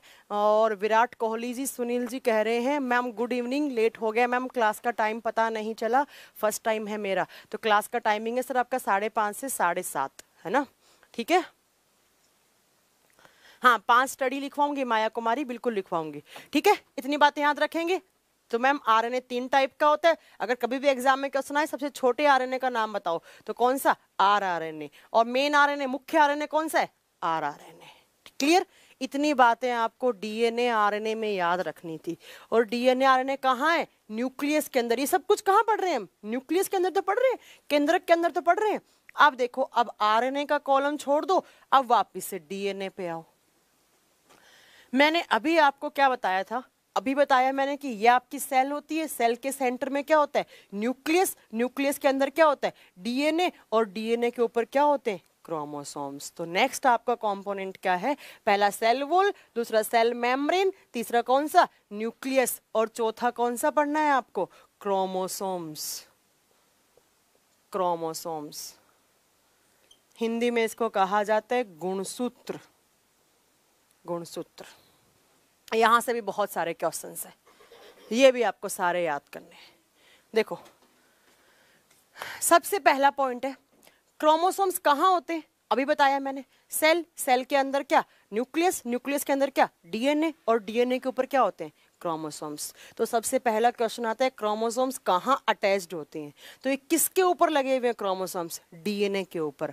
तो पहला पॉइंट मैंने लिख दिया, attached on DNA, chromosomes are attached on DNA. और हिंदी में क्या हो जाएगा, गुणसूत्र कहाँ पर लगे हुए होते हैं, डीएनए पे लगे होते हैं। नेक्स्ट पॉइंट देखो, बड़ा ही ध्यान से सुनना, ये तो बता चुकी हूँ, 5 बार बता चुकी हूँ मैं। सेल, डीएनए, डीएनए के ऊपर क्या, क्रोमोसोम्स। तो क्रोमोसोम्स किसके ऊपर लगे हुए हैं, तो क्रोमोसोम्स डीएनए के ऊपर लगे हुए होते हैं। ठीक है,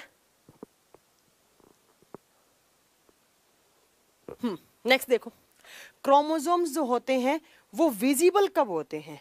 एग्जाम में क्वेश्चन आता है कि क्रोमोसोम्स किस स्टेज पर विजिबल होते हैं, मतलब क्रोमोसोम्स कब दिखाई देते हैं? ये विजिबल होते हैं सेल डिवीजन की प्रोसेस के through. Chromosomes becomes visible cell during process. गुणसूत्र केवल कोशिका विभाजन के समय दिखाई देते हैं। कोशिका विभाजन, ये लाइन बहुत अच्छी याद रखनी है आपको। सेल डिवीजन क्या होता है? कोशिका विभाजन। मैंने आपको एक क्लास में बताया भी था कि सबसे पहले एक सिंगल सेल बनती है, देन ये सिंगल सेल क्या करती है, अपने आप को डिवाइड करके बहुत सारी नई सेल्स बना लेती है। आगे पढ़ोगे आप सेल डिवीजन कितने टाइप का होता है।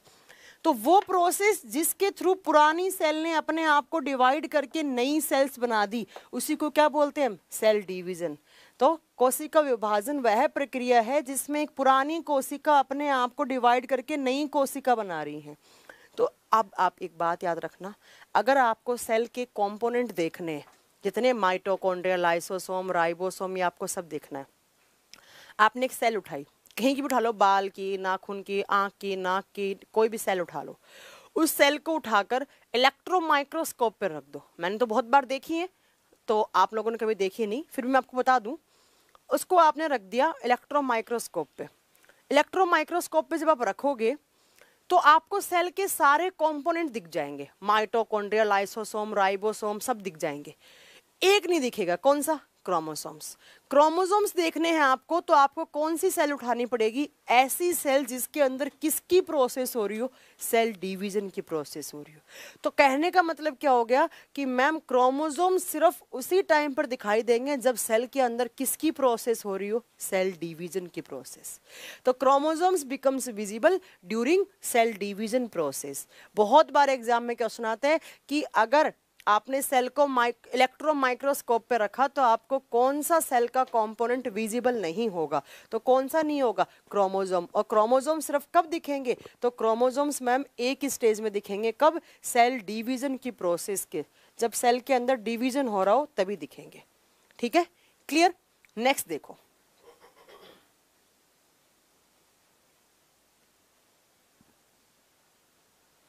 मैम मल्टी सेलुलर सेल क्या होता है? मल्टी सेलुलर का मतलब होता है ऐसे ऑर्गेनिजम्स जिनमें बहुत सारी सेल्स और बहुत सारे टाइप की हों, उनको बोलते हैं।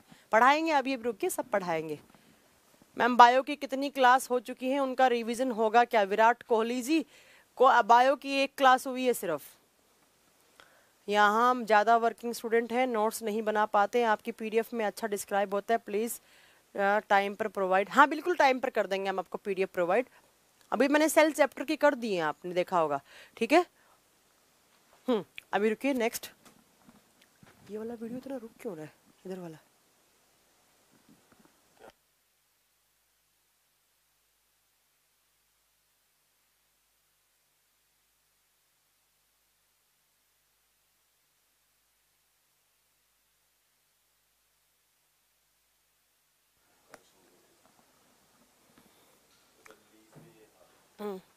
नेक्स्ट देखो, जो क्रोमोसोम्स होते हैं वो ऑलवेज किस में फाउंड होते हैं? Chromosomes are always found in pairs.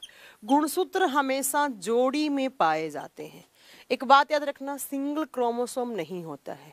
Chromosomes हमेशा सिर्फ किस में होते हैं? तो क्रोमोसोम्स हमेशा पेयर्स में होते हैं। आपने सुना होगा ह्यूमन बींग्स में कितने पेयर क्रोमोसोम्स होते हैं? स्कूल से पढ़ते आ रहे हैं, हमारे बॉडी में कितने pair chromosomes? 23 pair. Single chromosome नहीं होता, हमेशा पेयर में होते हैं। अभी बताऊंगी मैं क्या गड़बड़ हो जाएगी सिंगल होने से। केमिस्ट्री का वीडियो, केमिस्ट्री के नोट्स प्रोवाइड कर दो। हाँ, केमिस्ट्री के नोट्स अपलोड करवा दूंगी मैं, कल संडे ना, कल करवा दूंगी। वैसे इंग्लिश मीडियम में तो करवा दिए मैंने, हिंदी मीडियम में नहीं करवाए, हिंदी मीडियम में करवा देंगे अभी, बिल्कुल। ठीक है, नोट्स की आप चिंता मत कीजिए, अभी करवा देंगे। तो क्रोमोसोम्स किस पे लगे हुए होते हैं? पहला क्वेश्चन डीएनए के ऊपर। क्रोमोसोम्स कब दिखते हैं? Cell division. क्रोमोसोम्स हमेशा किस में होते हैं? पेयर्स में होते हैं। अब आती है नेक्स्ट बात कि क्रोमोसोम्स होते हैं वो कितने टाइप के होते हैं? गुणसूत्र कितने टाइप के होते हैं? Chromosomes are 2 types. 2 प्रकार के गुणसूत्र होते हैं। कौन कौन से? ध्यान से सुनना आप यहाँ से। मैम पीडीएफ मिलेगा क्या इसका? इसका पहले ही मिल चुका है विराट कोहली जी, आपका बिल्कुल मिल चुका है, आपको पीडीएफ पहले ही मिल चुका है। 2 टाइप्स ऑफ क्रोमोसोम्स। कौन कौन से? देखो, number 1 is autosome chromosomes. Same नाम हिंदी में है, ऑटोसोम गुणसूत्र, ऑटोसोम गुणसूत्र। दूसरा जो टाइप है क्रोमोसोम्स का वो होता है एलोसोम क्रोमोसोम्स, एलोसोम गुणसूत्र। Autosome, allosome. क्रोमोसोम्स हमेशा मैम पेयर्स में होते हैं, ऑटोसोम, एलोसोम। मैं यहाँ पर किसकी बात कर रही हूँ, तो ह्यूमन बींग्स की बात कर रही हूँ। मानव के शरीर में कितने पेयर्स होते हैं, 23 जोड़ी, 23 पेयर। टोटल कितने हो गए, 46। ठीक है, अब देखो ऑटोसोम्स क्या होते हैं, ध्यान से सुनना। ऑटोसोम्स वो गुणसूत्र हैं जो लड़का लड़की के शरीर में इक्वल होते हैं। Chromosomes that are equal in male and female are known as autosomes. ठीक है, वे गुणसूत्र जो लड़का लड़की के शरीर में समान हो, एक जैसे हो, उसको क्या बोलेंगे, तो ऑटोसोम्स। अब एक बात बताओ, ऑटोसोम्स कितने पेयर क्रोमोसोम्स लड़का और लड़की के शरीर में इक्वल होते हैं, तो याद रखना हमेशा 22 पेयर कॉमन होते हैं। ऐसे क्रोमोसोम्स जो लड़का लड़की में कॉमन हो, कितने, 22 पेयर। टोटल नंबर पूछे तो कितना हो गया, 44। बट क्रोमोसोम्स हमेशा किस में होते हैं, पेयर्स में। हो गया क्लियर, इनको क्या बोलेंगे, इन 22 जोड़ी को क्या बोलेंगे हम, ऑटोसोम। अब एलोसोम में, एलोसोम, एलोसोम क्रोमोसोम्स कौन से होते हैं, chromosomes that are different in male and female. वे गुणसूत्र जो लड़का लड़की के शरीर में अलग अलग हो, उनको क्या बोलते हैं, एलोसोम। अब एक बात बताओ, टोटल पेयर कितने थे, 23। 22 पेयर क्या हो गए, इक्वल। इक्वल वालों को क्या बोल दिया, ऑटोसोम। कितने पेयर अलग बचे, तो एक पेयर, एक पेयर। एक जोड़ी क्रोमोसोम का मतलब हो गया 2 क्रोमोसोम्स क्या होते हैं, अलग अलग होते हैं। तो कभी भी एग्जाम में क्या सुना है कि ऑटोसोम्स कितने, तो 22 पेयर, या ऑप्शन में होगा 44। आप पूछे एलोसोम कितने, तो एक पेयर। एक का मतलब कितने नंबर ऑफ क्रोमोसोम्स, तो 2। अब ध्यान से सुनो, पहले बाद में थोड़ा कमेंट करना, पहले थोड़ा सा आराम से सुनो। ठीक है, अब देखो, जब लड़का या लड़की, जब एग फर्टिलाइज हो चुका है, अब जाइगोट बनना है, युग्मनज बनना है। जाइगोट का मतलब है अभी बच्चे का निर्माण होने वाली स्टेज चल रही है। ठीक है, तो होता क्या है, ये 22 पेयर क्रोमोसोम्स तो जाएंगे ही जाएंगे, चाहे लड़का हो चाहे लड़की हो। ये 22 पेयर तो क्या है मैम, कॉमन है दोनों के, तो ये तो जाएंगे ही जाएंगे। अब इन 22 पेयर में कभी कोई गड़बड़ हो गई, कोई गड़बड़ का मतलब क्या है, मान लीजिए कोई 18वां पेयर क्रोमोसोम है। 18वें पेयर में कितने होते हैं, 2। मान लो जो लड़का लड़की हुआ है उसमें सिर्फ 18वें पेयर में एक ही क्रोमोसोम गया, एक नहीं गया, मतलब क्या नहीं बन पाया, पेयर। और जब जब क्रोमोसोम्स के पेयर नहीं बनते हैं, तब तब उस इंसान के शरीर में प्रॉब्लम हो जाती है। कैसी प्रॉब्लम, जब इन ऑटोसोम का पेयर नहीं बन पाता है, तो इन ऑटोसोम के यहाँ पर ना एक कम ना एक ज्यादा, ना 43 ना 42 ना 45 ना 46 ना 47, कितना ही नहीं होना चाहिए, यहाँ पर हमेशा पेयर बनना चाहिए। और कितना पेयर, 44। ना डिलीट होना चाहिए क्रोमोसोम, ना ज्यादा होना चाहिए। अगर इन क्रोमोसोम्स में प्रॉब्लम हो जाएगी तो जो बच्चा हुआ है उसके साथ बीमारी जाएगी। कैसी बीमारी, जेनेटिक डिजीज जाएगी। जेनेटिक का मतलब क्या था, मैंने अभी बताया, आनुवांशिक रोग। आनुवांशिक किसको बोलते हैं, ऐसी बीमारी जो आगे से आगे जाती है। और जेनेटिक डिजीज का इलाज नहीं होता है, ना के बराबर होता है। आगे पढ़ाऊंगी मैं आपको बहुत सारे सिंड्रोम, एक टर्म सुनाओ तो कभी आपने सिंड्रोम, सारी पढ़ाऊंगी। ठीक है मैम, प्रोकैरियोटिक यूकैरियोटिक क्या होता है, अभय यादव जी पहले जो हम पढ़ा रहे हैं वो पढ़िए, पूरा पढ़ाएंगे हम आपको। Prokaryotic, eukaryotic, multi cellular, unicellular सब पढ़ाएंगे, चिंता मत कीजिए। ठीक है, तो मैम ऑटोसोम्स कितने कौन से होते हैं, ऐसे क्रोमोसोम जो लड़का लड़की में इक्वल हो, उनको क्या बोलेंगे, ऑटोसोम। कितने पेयर इक्वल है, 22 पेयर। जब मैम इनमें गड़बड़ होती है तो क्या हो जाती है, जेनेटिक डिजीज, आनुवंशिक रोग हो जाता है। मतलब उस बच्चे के साथ कोई ऐसी बीमारी आ जाएगी जिसका कोई इलाज ही नहीं है, किसी भी कंट्री के पास कहीं भी कोई इलाज नहीं है। अब आओ इधर, एलोसोम। एलोसोम कितना पेयर है, एक पेयर। एलोसोम क्रोमोसोम्स क्या होते हैं, वो क्रोमोसोम जो लड़का लड़की में अलग अलग है। ठीक है, तो अलग अलग क्या क्या होते हैं, देखो मेल के कौन कौन से होते हैं, मेल के होते हैं एक्स और वाई, मेल के होते हैं एक्स और वाई। और फीमेल के कौन से होते हैं, तो एक्स और एक्स होते हैं। ये क्रोमोसोम्स हैं, देखो यहाँ पर एक्स एक्स था, यहाँ पर एक्स वाई आ गया। तो वो क्रोमोसोम जो लड़का लड़की में अलग अलग हो, उनको क्या बोलेंगे, एलोसोम। आप देखो, जब बच्चा बन रहा होता है, जब एग फर्टिलाइजेशन हो चुका होता है, उसके बाद जब जाइगोट बन रहा होता है, तो उसमें क्या होता है, जब बच्चा बन रहा है, लड़का बने लड़की बने, ये तो क्या होंगे, कॉमन होंगे, ये तो आएंगे ही आएंगे 22 पेयर। 22 पेयर का मतलब क्या, उस बच्चे में कितने आ गए, 44, 44 आ गया। उस बच्चे में कितने क्रोमोसोम्स की नीड है, 2। अब एक बात बताओ, मेल के क्रोमोसोम्स कौन कौन से हैं, X, Y। फीमेल के कौन कौन से हैं, दोनों ही सेम है, X, X। अब देखो उस बच्चे में 22 पेयर का मतलब 44 तो चले गए, कितने की कमी है, 2। 2 मम्मी के एलोसोम्स है, 2 पापा के एलोसोम्स है। अब पापा में 2 थे, 1 आएगा यहाँ पर, 1 पापा से आएगा, 1 मम्मी से आएगा। जब पापा का X आया, मम्मी का तो X है दोनों ही, तो X और X किसके क्रोमोसोम्स होते हैं, फीमेल के। इसका मतलब जो होने वाला बच्चा होगा वो क्या होगा, लड़की होगी, गर्ल चाइल्ड होगी। ठीक है, अगर पापा का आया Y और अगर मम्मी का, मम्मी तो X ही है, Y और X किसके क्रोमोसोम्स होते हैं, X और Y, मेल के, तो वो बच्चा क्या बन जाएगा, बॉय बन जाएगा। क्लियर है यहाँ तक। तो मैम उस बच्चे में ऑटोसोम्स तो जाएंगे जाएंगे, अगर ऑटोसोम में कुछ गड़बड़ है तो जेनेटिक डिजीज आएगी साथ में उस बच्चे में। बट मेल के कौन कौन से क्रोमोसोम्स होते हैं, X और Y, फीमेल के XX। उस बच्चे में 2 की कमी है, तो 1 पापा से 1 मम्मी से। अगर पापा का X आया तो मम्मी का भी X इधर से लड़की बन जाएगी, अगर पापा का Y आया इधर से मम्मी का X है, क्या बन जाएगा, बॉय बन जाएगा। अब आप मुझे बताएंगे किसके क्रोमोसोम्स को हम बोल सकते हैं सेक्स डिटरमाइंड क्रोमोसोम या जेंडर डिटरमाइंड क्रोमोसोम्स, किसके गुणसूत्र लिंग निर्धारक गुणसूत्र हैं, किसके क्रोमोसोम डिसाइड कर रहे हैं कि होने वाला बच्चा लड़का होगा या लड़की होगी।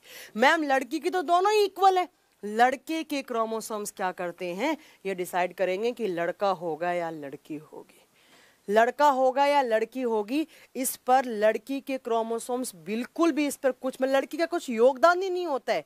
वो बात अलग है कि हमारा समाज क्या करता है, लड़कियों को, बेचारी लड़कियों को गाली देता है कि तुमने लड़की पैदा कर दी, लड़कियों को मारता है पीटता है। इसमें लड़की की गलती नहीं है, अगली बार लड़के को पकड़ो, लड़के को उठाकर मारो। क्यों, क्योंकि किसके क्रोमोसोम रिस्पॉन्सिबल हैं, लड़के के, X और Y। और यही एग्जाम में क्वेश्चन आता है कि किसके क्रोमोसोम्स को सेक्स डिटरमाइंड क्रोमोसोम कहा जाता है, लिंग निर्धारक गुणसूत्र किसके हैं, मेल के, कौन से, X और Y, X और Y।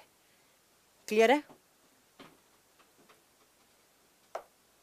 ठीक है, एकदम clear.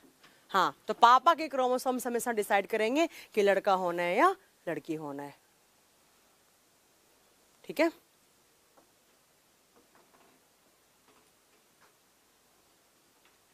Mail mail mail mail, चलो हो गया, क्लियर है, X Y। अब आगे चलूं, अब थोड़े से आपको याद रखना है कि किस में कितने पेयर क्रोमोसोम्स होते हैं। जैसे मैंने आपको नोट्स दिए तो उसमें आप देखोगे कि जैसे जो गेहूं का पौधा होता है, गेहूं में होते हैं 21 पेयर, बिल्ली में होते हैं 19 पेयर, मच्छर में होते हैं 6 पेयर क्रोमोसोम्स, ऐसे टमाटर में होते हैं 12 पेयर, आलू में, तंबाकू में होते हैं 18 पेयर। तो ये सब कुछ नोट्स में लिखा हुआ है, आप याद रख लीजिएगा। हाँ, एक क्वेश्चन याद रखना, एक बहुत बार क्वेश्चन आता है कि जो मटर का पौधा होता है पी, अच्छा आपने स्कूल में पढ़ा होगा कि मटर के पौधे पे बहुत सारे एक्सपेरिमेंट हुए थे, किसने किए थे, ग्रिगर मेंडल ने। अगर आपको याद हो तो फादर ऑफ जेनेटिक्स कौन है, ग्रिगर मेंडल। मेंडल ने मटर के पौधे पे एक्सपेरिमेंट किए थे। अब मैं अगर आपसे पूछूं मटर के पौधे पे ही एक्सपेरिमेंट क्यों किए, कॉकरोच में 13 चैम्बर होते हैं, हार्ट में क्रोमोसोम्स नहीं होते। राहुल कुमार आप बहुत कंफ्यूज हो रहे हैं, नहीं। ट्रांसजेंडर का केस अभी बताती हूँ क्या होता है, ठीक है, अभी बताऊंगी। पहले मुझे बताओ मटर के पौधे पर ही एक्सपेरिमेंट क्यों किए। याद है वो एक टेबल बनाते थे स्कूल में, capital T, small T, capital T, ऐसे करके ऐसे 3 लो दिए थे मेंडल ने, है ना। क्यों, क्योंकि मटर के पौधे में, प्लांट किंगडम में सबसे कम क्रोमोसोम्स होते हैं। मटर के पौधे में सिर्फ 7 पेयर क्रोमोसोम है, 7 जोड़ी, मतलब 14 टोटल। प्लांट किंगडम में सबसे कम क्रोमोसोम्स होते हैं मटर के पौधे में। इसीलिए ग्रिगर मेंडल ने मटर का पौधा ही चूज किया, क्योंकि 7 पेयर क्रोमोसोम्स में स्टडी करना बहुत ईजी हो गया उसके लिए, बहुत जल्दी उसको रिजल्ट दिख गए, है ना। तो कभी कभी क्वेश्चन आता है कि मटर के पौधे पर ही जेनेटिक्स क्यों बनी है, अनुवांशिकी के टाइम पर मटर का पौधा ही क्यों यूज किया गया, क्योंकि उसमें कितने पेयर क्रोमोसोम्स थे, 7 पेयर। हम लोगों में कितने, 23 पेयर। अच्छा ध्यान से सुनना, किसी बच्चे ने मुझसे पूछा है कि मैम ट्रांसजेंडर का केस क्या होता है। ठीक है, ध्यान से सुनो, देखो ट्रांसजेंडर का केस क्या होता है। वैसे ट्रांसजेंडर नहीं बोलना चाहिए, इनके लिए एक सिंड्रोम होता है, उसको कहा जाता है क्लाइनफेल्टर सिंड्रोम।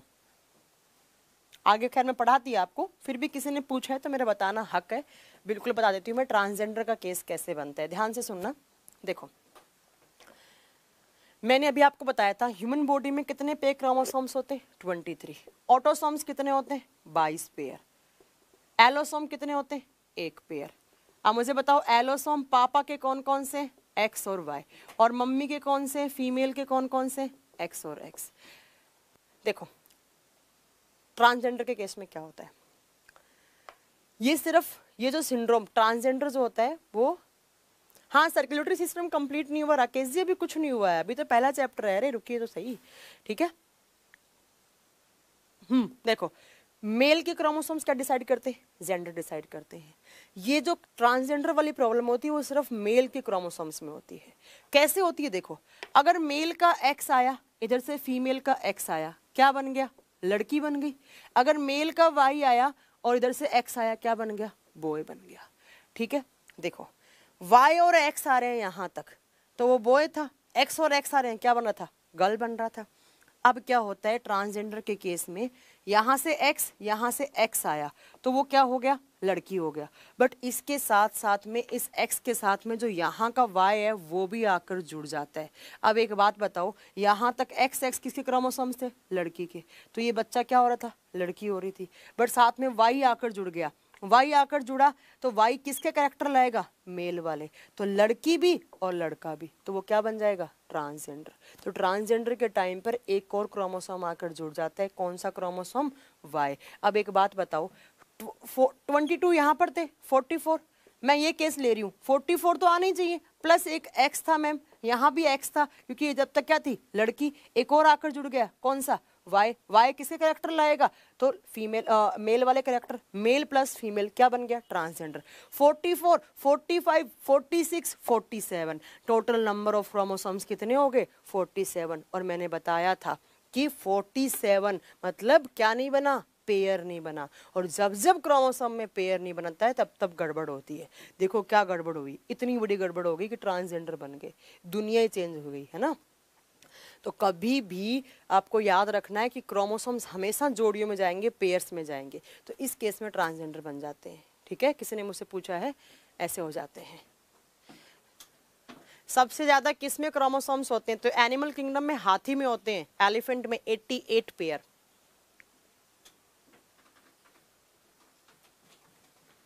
मैम क्रोमोसोम्स ज्यादा होने पर रिजल्ट आने में टाइम लगता है क्या, हाँ एक्सपेरिमेंट करने में जितने ज्यादा क्रोमोसोम्स होंगे एक एक क्रोमोसोम पे स्टडी करनी पड़ेगी आपको, तो ऑब्वियस सी बात है, इसीलिए मटर के पौधे में 7 जोड़ी थे तो बहुत जल्दी हो गया। हाँ ये ट्रांसजेंडर का केस हो जाता है। राहुल कुमार जी ने अच्छा बताया, सही आंसर दिया आपने, हो गया, चलो कंप्लीट। तो मैंने मेरे नोट्स में लिखा हुआ होगा किसके बॉडी में कितने पेयर क्रोमोसोम्स होते हैं, वो वहां से पढ़ सकते हैं आप। तो मैम आपने क्या पढ़ा है, न्यूक्लियस, न्यूक्लियस के अंदर क्या होता है मैम, डीएनए होता है, डीएनए के ऊपर क्या लगे हुए होते हैं, क्रोमोसोम्स। क्रोमोसोम्स का काम क्या है, लड़का होगा या लड़की होगी इस बात का पता करना। अगर एक्स आ रहा है पापा का, मम्मी का एक्स तो लड़की, अगर पापा का वाई, मम्मी का एक्स तो क्या, लड़का। अब देखो इन क्रोमोसोम्स के ऊपर क्या लगे होते हैं, जीन। तो नेक्स्ट आपका पॉइंट होना चाहिए जीन। समझ में आ रहा है तुम लोगों को, जल्दी से कमेंट करके बताओ, सब समझ में आ रहा है ना, कुछ प्रॉब्लम तो नहीं है ना। हाँ पाइसम स्टाइवम नाम होता है, प्रमोद जी आगे लिखवाएंगे हम साइंटिफिक नेम, बिल्कुल से। मैम आपने बताया नहीं कि 22 पेयर दोनों की तरफ, अरे दोनों की तरफ से नहीं होते हैं, 22 पेयर जो होते हैं वो उनके बच्चे के बॉडी में बनते हैं, सोमेटिक सेल्स में बनते हैं। विश्वजीत जी अभी सब बताएंगे हम, चिंता मत कीजिए, आगे सेल डिवीजन आएगा तो आपको समझ में आएगा। जल्दी बताओ तुम लोगों को समझ में आ रहा ना, क्लियर है ना यहाँ तक, कोई डाउट हो, कोई प्रॉब्लम नहीं ना दीक्षा मैम, प्रॉब्लम नहीं होनी चाहिए, बिल्कुल मजा आ रहा है एकदम। हाँ अरे अभी तो मजा स्टार्ट हुआ है, अभी तो बहुत ज्यादा आएगा। पेमेंट का लास्ट डेट, राकेश जी आपने पेमेंट कर दिया होगा यार, तभी तो यहाँ देख पा रहे हैं क्लास, आप पेमेंट नहीं किया वो क्लास नहीं देख पाएंगे।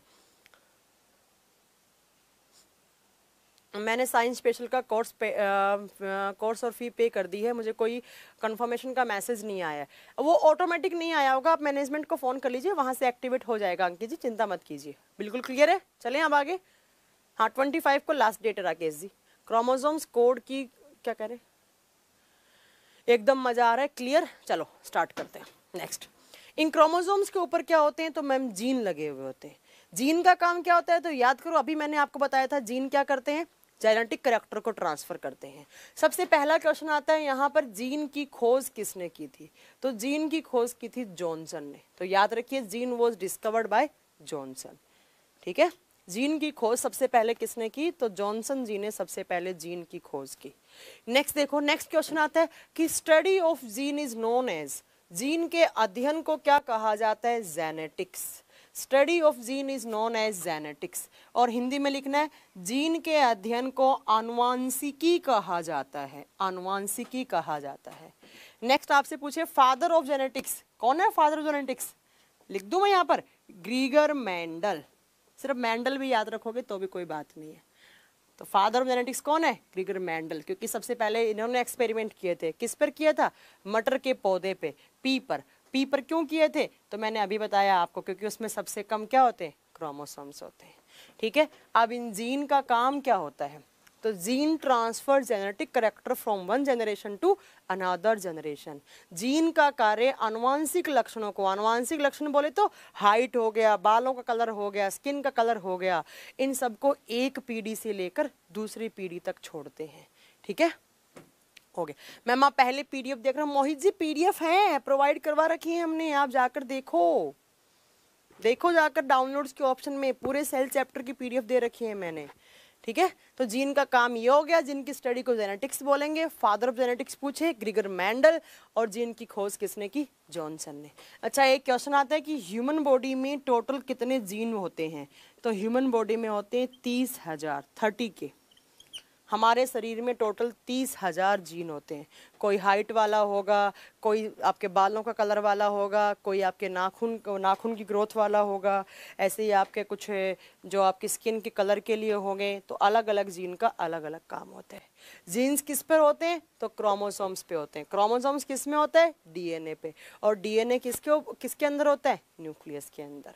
ठीक है, 30,000, हाँ 30 के जीन्स होते हैं हमारे बॉडी में। शशि जी आपकी चैट तो आ रही है यहाँ पर, आप क्यों बोल रहे हैं कि चैट का ऑप्शन नहीं है? मुझे आपका कमेंट दिख रहा है। इतनी बातें आपको याद रखनी थी। एक बार रिवाइज करवाऊं कि हमने क्या क्या पढ़ा। देखो कितना पढ़ा हमने। सबसे पहला कौन सा पढ़ा था हमने कंपोनेंट? Cell wall. ध्यान से सुनना, कोशिका भित्ति। दूसरा क्या पढ़ा था मैम? सेल मेम्ब्रेन पढ़ा, हो गया। तीसरा क्या पढ़ा था?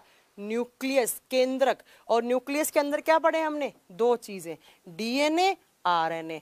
अब आरएनए कितने टाइप का था? 3 टाइप का। पढ़ा चुकी हूं मैं, क्लियर हो गया होगा ये तो। डीएनए के ऊपर क्या लगे हुए होते हैं? क्रोमोसोम्स, गुणसूत्र। और क्रोमोसोम्स का काम क्या होता है? लड़का होगा लड़की होगी डिसाइड करना। ठीक है, क्रोमोसोम्स के ऊपर क्या होते हैं? जीन। तो जीन का काम क्या होता है? उस लड़का लड़की में कैरेक्टर किसके जाने, मम्मी के, पापा के। तो इतना कुछ आपने पढ़ लिया। ये सब कहाँ पढ़ रहे थे अभी तक?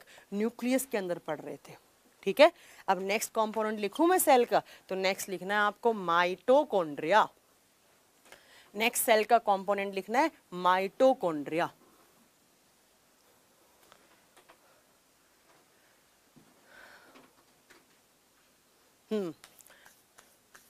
बुक का नाम बता दूं? बुक आप ले सकते हैं, अगर आप स्टेट पीसीएस एग्जाम की तैयारी कर रहे हैं तो आप घटना चक्र ले सकते हैं।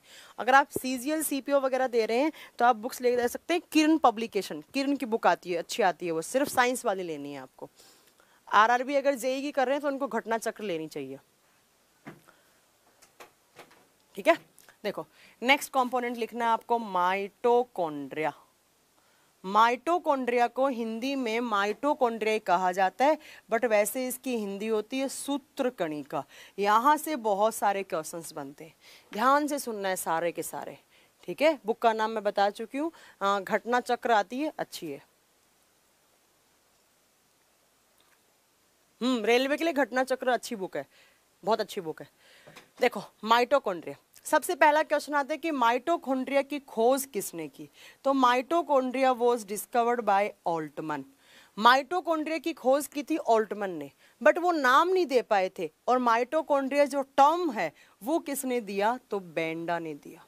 तो याद रखना है, mitochondria was discovered by Altman, but the word mitochondria was given bye Benda. Mitochondria की खोज ऑल्टमन ने की, लेकिन माइटोकॉन्ड्रिया नाम किसने दिया? बेंडा ने दिया। ठीक है, ऑल्टमन जी ने खोज करके बता दिया कि भाई सेल का एक कंपोनेंट है, उसका काम ये है।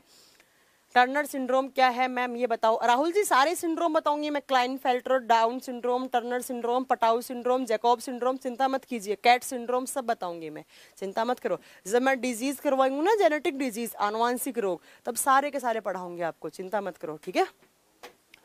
तो ये नाम किसने दिया, तो बेंडा ने, खोज किसने की, तो ऑल्टमन ने। नेक्स्ट पॉइंट देखो, आपको क्या याद रखना है, it is second largest component of cell, it is second largest component of cell, second largest part of cell, एक ही बात है।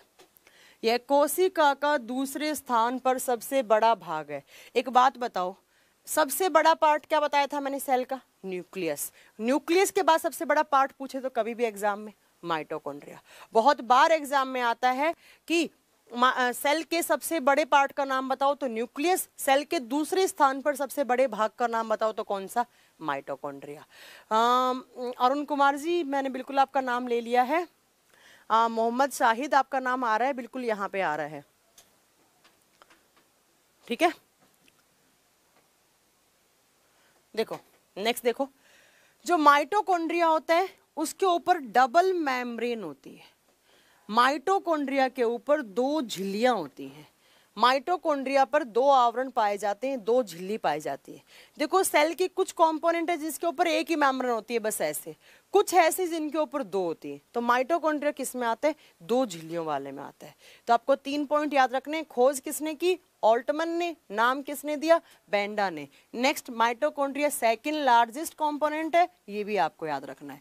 तीसरा, माइटोकॉन्ड्रिया पर दो मेम्ब्रेन होती है, कैसे, तो वो सुनो ध्यान से। ये आपका माइटोकॉन्ड्रिया, इस माइटोकॉन्ड्रिया के एक ये बाहरी मेम्ब्रेन और ये एक अंदर की साइड मेम्ब्रेन होती है, ये एक और अंदर। ये जो आउटर मेम्ब्रेन है इसका नाम होता है क्रिस्टे, इसको बोलते हैं क्रिस्टे। जो माइटोकॉन्ड्रिया की आउटर मेम्ब्रेन होती है उसको हिंदी में कहा जाता है वलकुट भाग, क्रिस्टे मेम्ब्रेन। और ये जो इनर वाली होती है इसको कहा जाता है मैट्रिक्स भाग, मैट्रिक्स, और हिंदी में कहा जाता है अंतस्थ भाग। अंतस्थ का मतलब अंदर वाला। तो माइटोकॉन्ड्रिया के ऊपर मैम दो मेम्ब्रेन लगी हुई होती हैं, ठीक है। अब देखो, इस अंदर वाली जो मैट्रिक्स वाली मेम्ब्रेन होती है इसके अंदर ऐसी फिंगर लाइक प्रोजेक्शंस होती हैं, ऐसे ऐसे। और इनके अंदर क्या होता है, आपने स्कूल में पढ़ा था, माइटोकॉन्ड्रिया को हम क्या बोलते हैं, power house of the cell या energy house of the cell. Mitochondria के अंदर ऊर्जा का उत्पादन होता है, ऊर्जा का उत्पादन या ऊर्जा का संग्रह भी होता है। इस माइटोकॉन्ड्रिया के अंदर क्या होता है, बड़ा ही ध्यान से सुनना है, अभी कोई कमेंट नहीं करेगा अगले 5 मिनट तक, 3-4 क्वेश्चन क्लियर होने वाले हैं आपके, बड़ा ही ध्यान से सुनो। देखो क्या सुनना है आपको, हमारे बॉडी में होता है ग्लूकोज, ग्लूकोज। ये ग्लूकोज कहाँ से आता है, मैं आपको बेसिकली क्या बता रही हूँ, माइंड में सेट करो, मैं बता रही हूँ कि हमारे बॉडी में एनर्जी कैसे बनती है, हमारे बॉडी में ऊर्जा का उत्पादन कैसे होता है। मोहित जी कह रहे हैं मैम आप अपना इंट्रो दे देते तो बहुत ज़्यादा मज़ा आ जाता पढ़ने में। तो अभी आपको मोहित जी मज़ा नहीं आ रहा है क्या, इंट्रो में क्या रखा है, नाम तो पता ही है आपको, बस इंट्रो में कुछ नहीं रखा बेटा। Membrane outside of the cell, क्या बोल रहे हैं, membrane outside of the cell, नहीं नहीं नहीं, ये माइटोकॉन्ड्रिया की मेम्ब्रेन की बात कर रही हूँ मैं यहाँ पर। किस दिन कौन से टीचर की क्लास होगी, हाँ बिल्कुल अभी फिक्स हो जाएगा शेड्यूल, 2 दिन केमिस्ट्री, 2 दिन बायो, 2 दिन फिजिक्स हो जाएगा, ठीक है सचिन जी, हम करवा देंगे, अभी आप पढ़ो। देखिए एनर्जी कैसे बनती है, ध्यान से सुनना। हमारे बॉडी में होता है ग्लूकोज। अब हमें ग्लूकोज कहाँ से आया हमारे बॉडी में, तो खाना खाने से आया। कैसा आया, देखो खाने में आप 3 पार्टिकल्स खाते हो, number 1 is carbohydrate, number 2 is protein, number 3 is lipids. ये तीनों बड़े बड़े पार्टिकल्स हैं, इनसे हमें एनर्जी नहीं मिलती है। और ये जो बड़े पार्टिकल्स होते हैं उनको छोटे पार्टिकल्स में कन्वर्ट करने का काम करता है डाइजेस्टिव सिस्टम, पाचन तंत्र। आपने खाए कार्बोहाइड्रेट, प्रोटीन, लिपिड्स, आपका पाचन तंत्र, खाना पच गया, बोलते हैं ना खाना पच गया, खाने का डाइजेशन हो गया, तो अल्टीमेटली डाइजेस्टिव सिस्टम इनको किस में बदल देता है, तो ग्लूकोज में कन्वर्ट कर देता है। कैसे करता है वो आगे हम पढ़ेंगे, डाइजेस्टिव सिस्टम है उसकी चिंता मत करो। तो ये ग्लूकोज है हमारी सेल्स में, कहाँ से आया, खाना खाने से आया। इस ग्लूकोज का ब्रेकडाउन कौन सी गैस करती है, ऑक्सीजन। बताया था ना पहली क्लास में, याद करो। मैंने कहा था हम कौन सी गैस लेते हैं, तो हम लेते हैं बाहर से एयर। एयर में से ब्लड में कौन सी सॉल्युबल होती है? ऑक्सीजन। ऑक्सीजन आकर किसका ब्रेक डाउन करती है? इस ग्लूकोज का। जैसे ही ऑक्सीजन बाहर से आता है, इस ग्लूकोज का ऑक्सीडेशन करेगा, इस ग्लूकोज को तोड़ेगा, इस ग्लूकोज को जलाएगा। तो इन ग्लूकोज को जब जलेगा, टूटेगा, तो ग्लूकोज के टूटने से बनता है कार्बन डाइऑक्साइड प्लस पानी प्लस एनर्जी। और हमारे बॉडी में एनर्जी किसकी फॉर्म में होती है? In the form of ATP. ATP बोले तो एडिनोसिन ट्राइफॉस्फेट। Adenosine triphosphate. ये ग्लूकोज कहाँ से? खाना खाने से। खाने में कितने पार्टिकल खाए? 3। Carbohydrate, lipids, protein. अल्टीमेटली किसमें कन्वर्ट होते हैं? ग्लूकोज में। ग्लूकोज का ब्रेकडाउन किसने किया? ऑक्सीजन ने। क्या बना? Carbon dioxide. हाँ, लिपिड्स और फैट सेम होती हैं, बट फैटी एसिड्स अलग होता है। ठीक है, देखो ये CO2 बना, कार्बन डाइऑक्साइड। इसकी कोई रिक्वायरमेंट नहीं है। आपने कार्बन डाइऑक्साइड श्वसन की प्रक्रिया के द्वारा बाहर निकाल दिया, आपने कार्बन डाइऑक्साइड को एक्सेल कर दिया। पानी, तो हमारे बॉडी में कितना % पानी है? 70%। एटीपी क्या है? एनर्जी। और ये एनर्जी कहाँ स्टोर होती है? माइटोकॉन्ड्रिया में। ये जो मैंने आपको रिएक्शन बताया है ना, इसको बोला जाता है रेस्पिरेशन रिएक्शन, सांस लेने की प्रक्रिया। कभी भी आपसे कोई पूछे कि मुझे बताओ कि what is the meaning of respiration, श्वसन की प्रक्रिया का मतलब क्या है, मैं आपसे पूछूं सांस लेने का मतलब क्या है, आप सांस ले रहे हैं, आप ऑक्सीजन ले रहे हैं, CO2 छोड़ रहे हैं, यही तो बोलेंगे आप। ठीक है ना? तो अब कभी भी आपको ये नहीं बोलना है कि रेस्पिरेशन का मतलब ऑक्सीजन लेना और CO2 छोड़ना है, नहीं। श्वसन का मतलब क्या होता है?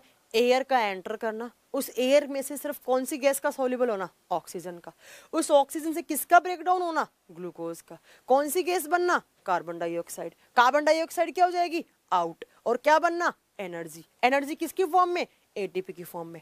और ये एटीपी कहाँ स्टोर होती है? माइटोकॉन्ड्रिया को। तो इस पूरी प्रोसेस को क्या बोलते हैं? रेस्पिरेशन। जब आप एक बार सांस ले रहे हो, मैं एक बार सांस ले रही हूं, तो ये वाली रिएक्शन हो रही है। अब ये रिएक्शन कहाँ होती है? माइटोकॉन्ड्रिया में। यही एग्जाम में आता है कि सेल के किस कंपोनेंट में रेस्पिरेशन का प्रोसेस होता है, सेल के किस कंपोनेंट में रेस्पिरेशन का प्रोसेस होता है, कोशिका के किस भाग में श्वसन की प्रक्रिया होती है।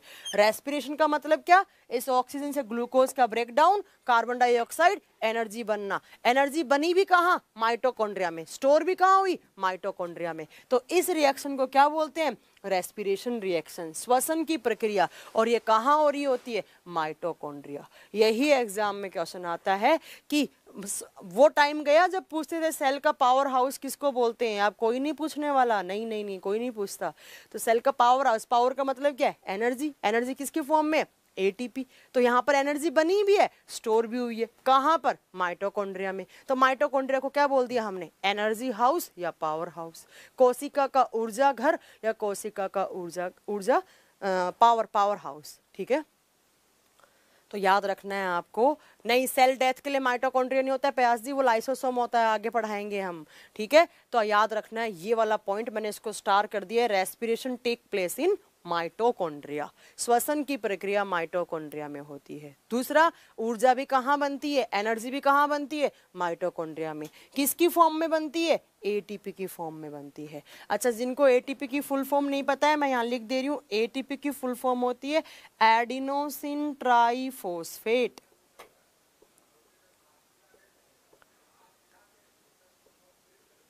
Adenosine triphosphate, ATP. एक क्वेश्चन और है, एक एटीपी के मॉलिक्यूल में कितनी एनर्जी होती है? 1 ATP molecule is equal to 7.3 kilo calorie, KCAL। ये सारे के सारे क्वेश्चन से सारे मैंने लिखवा दिए हैं आपको। तो माइटोकॉन्ड्रिया से कितनी बातें याद रखनी है? माइटोकॉन्ड्रिया की खोज किसने की? तो मैम ऑल्टमन ने। नाम किसने दिया? तो बेंडा ने। माइटोकॉन्ड्रिया सबसे जो 2 नंबर पे न्यूक्लियस के बाद सबसे बड़ा पार्ट होता है। माइटोकॉन्ड्रिया पे कितनी मेम्ब्रेन होती है? 2। आउटर को क्या बोलते हैं? क्रिस्टे। इनर को क्या बोलते हैं? मैट्रिक्स। मैट्रिक्स वाले पार्ट में किसका प्रोडक्शन होता है? एनर्जी का। एनर्जी कैसे बनती है? ग्लूकोज के ब्रेकडाउन से। कौन करता है ग्लूकोज का ब्रेकडाउन? ऑक्सीजन। कौन सी गैस बनती है? CO2। CO2 की कोई रिक्वायरमेंट नहीं है, आउट कर दिया। और एनर्जी किसकी फॉर्म में? एटीपी की फॉर्म में। एटीपी कहाँ स्टोर होता है? यहाँ पर, ये देखो यहाँ पर माइटोकॉन्ड्रिया में ऐसे एटीपी स्टोर हो रहा है, इसीलिए हमने इसको पावर हाउस या energy house of the cell बोल दिया, कोशिका का ऊर्जा घर बोल दिया हमने। एटीपी की फुल फॉर्म एडेनोसिन ट्राइफॉस्फेट। इस रिएक्शन को क्या बोलते हैं? रेस्पिरेशन। रेस्पिरेशन कहाँ हो रहा है? माइटोकॉन्ड्रिया में। 1 ATP is equal to 7.3 kilo calorie. अब बताओ कुछ भी आपको याद, कुछ यहाँ तक कुछ भी आपको? इस रिएक्शन में हीट नहीं, इस रिएक्शन में हीट नहीं चाहिए होता है ससीजी, बिल्कुल नहीं चाहिए होता है। ठीक है, आज क्लास सही चल रहा है मैम? बिल्कुल मोहित जी, बिल्कुल क्लास एकदम सही चल रहा है। ठीक है, इतनी बातें आपको कहाँ याद करनी है? माइटोकॉन्ड्रिया में। बताओ कुछ डाउट हो माइटोकॉन्ड्रिया में? जल्दी बताओ, माइटोकॉन्ड्रिया से कोई डाउट हो तो? सारे पॉइंट आपके नोट्स में लिखे हुए A to Z, जितने भी पढ़ाए हैं सारी बातें आपको नोट जो मैंने PDF दी है आपको, उसमें सारी बातें लिखी हुई है और सारी की सारी बातें याद रखनी है। रेस्पिरेशन वाला पॉइंट आप दिमाग में बैठा लो, कभी भी एग्जाम में क्वेश्चन आए रेस्पिरेशन सेल के किस पार्ट में होता है, सेल के किस पार्ट में होता है? तो माइटोकॉन्ड्रिया में। रेस्पिरेशन का मतलब क्या है? ऑक्सीजन से ग्लूकोज का ब्रेकडाउन होकर एनर्जी बनना, और बनकर स्टोर भी कहाँ हो जाती है एनर्जी? तो माइटोकॉन्ड्रिया में हो जाती है। कोई डाउट नहीं? ATP adenosine triphosphate. नहीं, वीडियो एकदम क्लियर है, ऑल क्लियर बिल्कुल। 38 एटीपी का मॉलिक्यूल का मतलब क्या होता है? विश्वजीत ने मुझसे क्वेश्चन पूछा है, मैं बता देती हूँ उनका रिप्लाई। वो बोल रहे हैं कि मैम 38 एटीपी मॉलिक्यूल पढ़ा है हमने कभी कहीं पर, तो उसका मतलब क्या है? ध्यान से सुनना विश्वजीत जी, जब एक बार ग्लूकोज आता है, ये एक बार ग्लूकोज, इस ग्लूकोज का ब्रेकडाउन एक बार किया ऑक्सीजन ने एक सेल के पास, जब एक साइकिल कंप्लीट होता है ऐसे, तो यहाँ पर जो कार्बन डाइऑक्साइड प्लस पानी प्लस जो एटीपी बन रही होती है, जब एक सेल के एक बार में एक सेल का रेस्पिरेशन प्रोसेस हो रहा है, सेल्स बहुत सारी होती हैं, लाखों करोड़ों सेल्स होती हैं, तो जब एक सेल के अंदर रेस्पिरेशन का प्रोसेस होता है ये वाला, तो यहाँ पर एक बारी में 38 मॉलिक्यूल ऑफ एटीपी जनरेट होती है। ये आपने बुक्स में पढ़ा है, या आपने पढ़ा होगा एरोबिक रेस्पिरेशन में। एरोबिक का मतलब होता है ऑक्सी श्वसन में, वो श्वसन, वो रेस्पिरेशन जो किसके प्रेजेंस में हो रहा होता है? ऑक्सीजन की प्रेजेंस में। जब एरोबिक, ऑक्सीजन का मतलब क्या है? ये ऑक्सीजन आ रहा है, ग्लूकोज को तोड़ा, तो एक बारी में जब यहाँ पर एटीपी मिलती है, एटीपी बनती है, तो कितने मॉलिक्यूल एटीपी के जनरेट होते हैं? 38 मॉलिक्यूल। ठीक है विश्वजीत जी, क्लियर हो गया? मैम ड्रोसोफिला में 4 पेयर। अरे तो Drosophila Rahul ji plant kingdom में आता है क्या?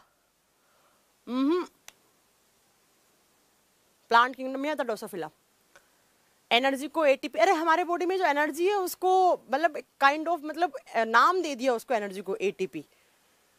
ठीक है, पीडीएफ डाउनलोड कैसे करेंगे? तो डाउनलोड्स के ऑप्शन में जाइए, वहां पर पीडीएफ पे क्लिक कीजिए, ऑटोमेटिकली आपके उसमें सेव हो जाएंगे, क्या कहते हैं आपके फोन के डाउनलोड्स में।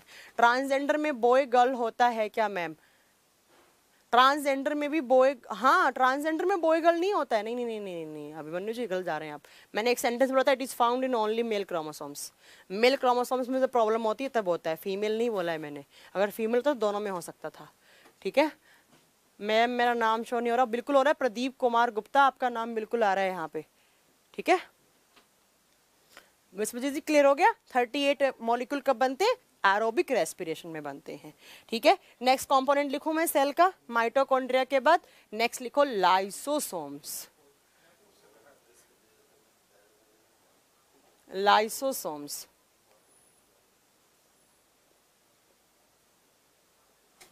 सेम नाम हिंदी में, लाइसोसोम। देखो लाइसोसोम को क्या कहा जाता है मैम? वेबसाइट पर कहाँ से? सेम वेबसाइट पर डाउनलोड्स के ऑप्शन में जाएंगे तो वहीं से डाउनलोड हो जाएंगे आपके।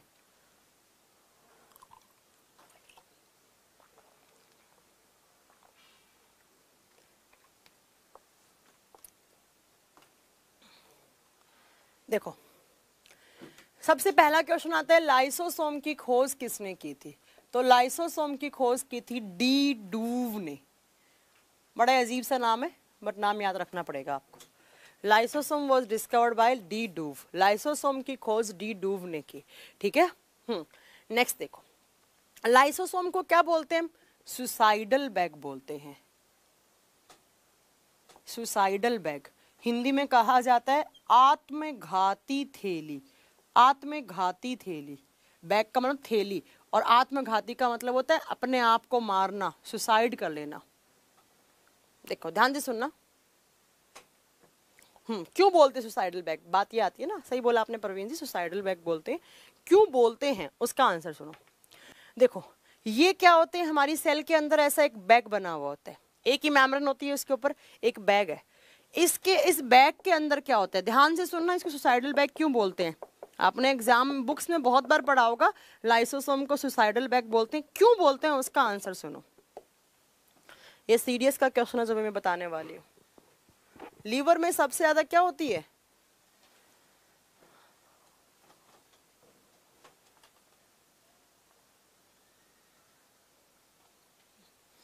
और जिन बच्चों को अभी तक पता नहीं है कि क्लासेस कैसे देखनी है, तो वीडियो या एप्स, वीडियो आपका जो ऐप और वेबसाइट है वहाँ पर आप साइंस स्पेशल के नीचे जब जाएंगे तो वहाँ आपको लिखा हुआ मिलेगा अटेंड योर क्लास या अटेंड क्लासेस, लाइव क्लास।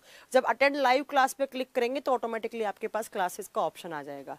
ठीक है, देखो यहाँ पर क्या होता है, ये एक बैग है, इसी बैग को बोलते हैं हम लाइसोसोम। इस बैग के अंदर क्या होते हैं, इस बैग के अंदर कुछ एंजाइम्स होते हैं, इनको कहा जाता है हाइड्रोलाइटिक एंजाइम।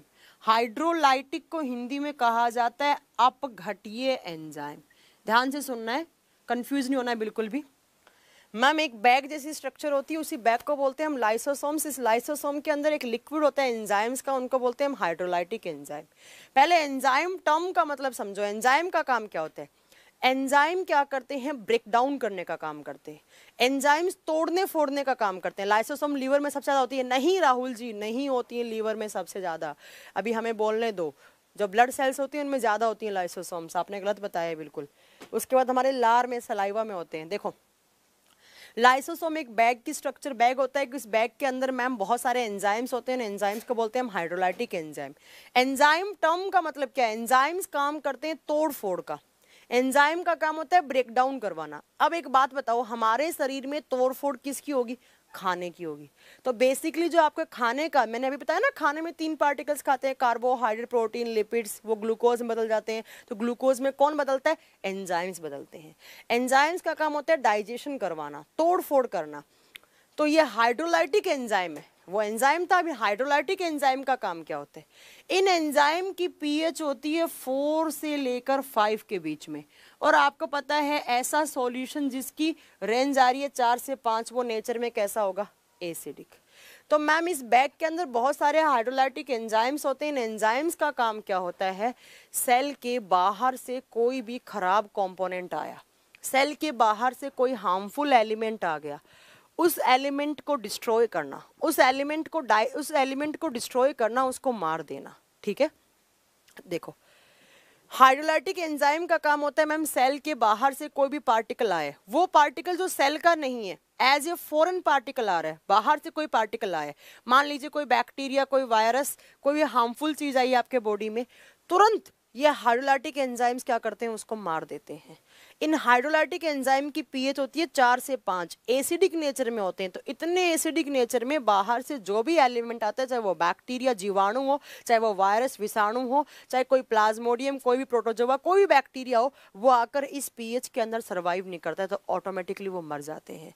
इसीलिए ये लाइसोसोम्स कहाँ पर होते हैं, हमारे लार में भी होते हैं, सलाइवा में भी। लार में क्यों होते हैं, हमारे लार के अंदर, आपने खाना खाया, आपने सड़ा हुआ खाना खा लिया, ऐसा खाना खा लिया जिसमें फंगस लगी हुई थी, फफूंद लगी हुई थी, तो फफूंद क्या हो गया, फंगस क्या हो गया, एक फॉरेन पार्टिकल हो गया, हार्मफुल भी हमारे बॉडी में। तो जैसे ही आपने खाना खाया, सलाइवा में क्या होते हैं, लाइसोसोम। लाइसोसोम के अंदर क्या होता है, हाइड्रोलाइटिक एंजाइम्स। और ये एंजाइम्स क्या करेंगे, उस बाहर के आए हुए पार्टिकल को तुरंत क्या कर देंगे, डेड कर देंगे, मार देंगे।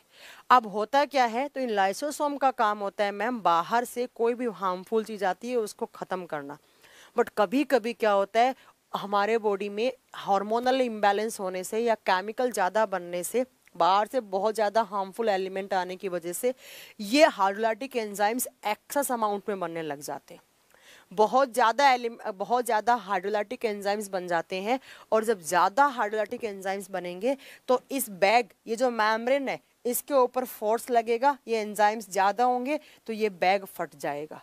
जब ये बैग फटेगा तो ये सारे के सारे एंजाइम्स कहाँ आएंगे? बाहर आएंगे। किससे बाहर आएंगे? लाइसोसोम से। और जब बाहर आएंगे तो इन एंजाइम्स का काम क्या था? तो बाहर से कोई पार्टिकल आया उसको ख़त्म करना, उसको डेड करना। बट इतने ज़्यादा हाइड्रोलाइटिक एंजाइम्स बन गए हैं कि वो अपनी ही सारी सेल्स के जो अच्छे कंपोनेंट होते हैं, माइटोकॉन्ड्रिया, राइबोसोम, डीएनए, आरएनए, इन सब को खा जाते हैं।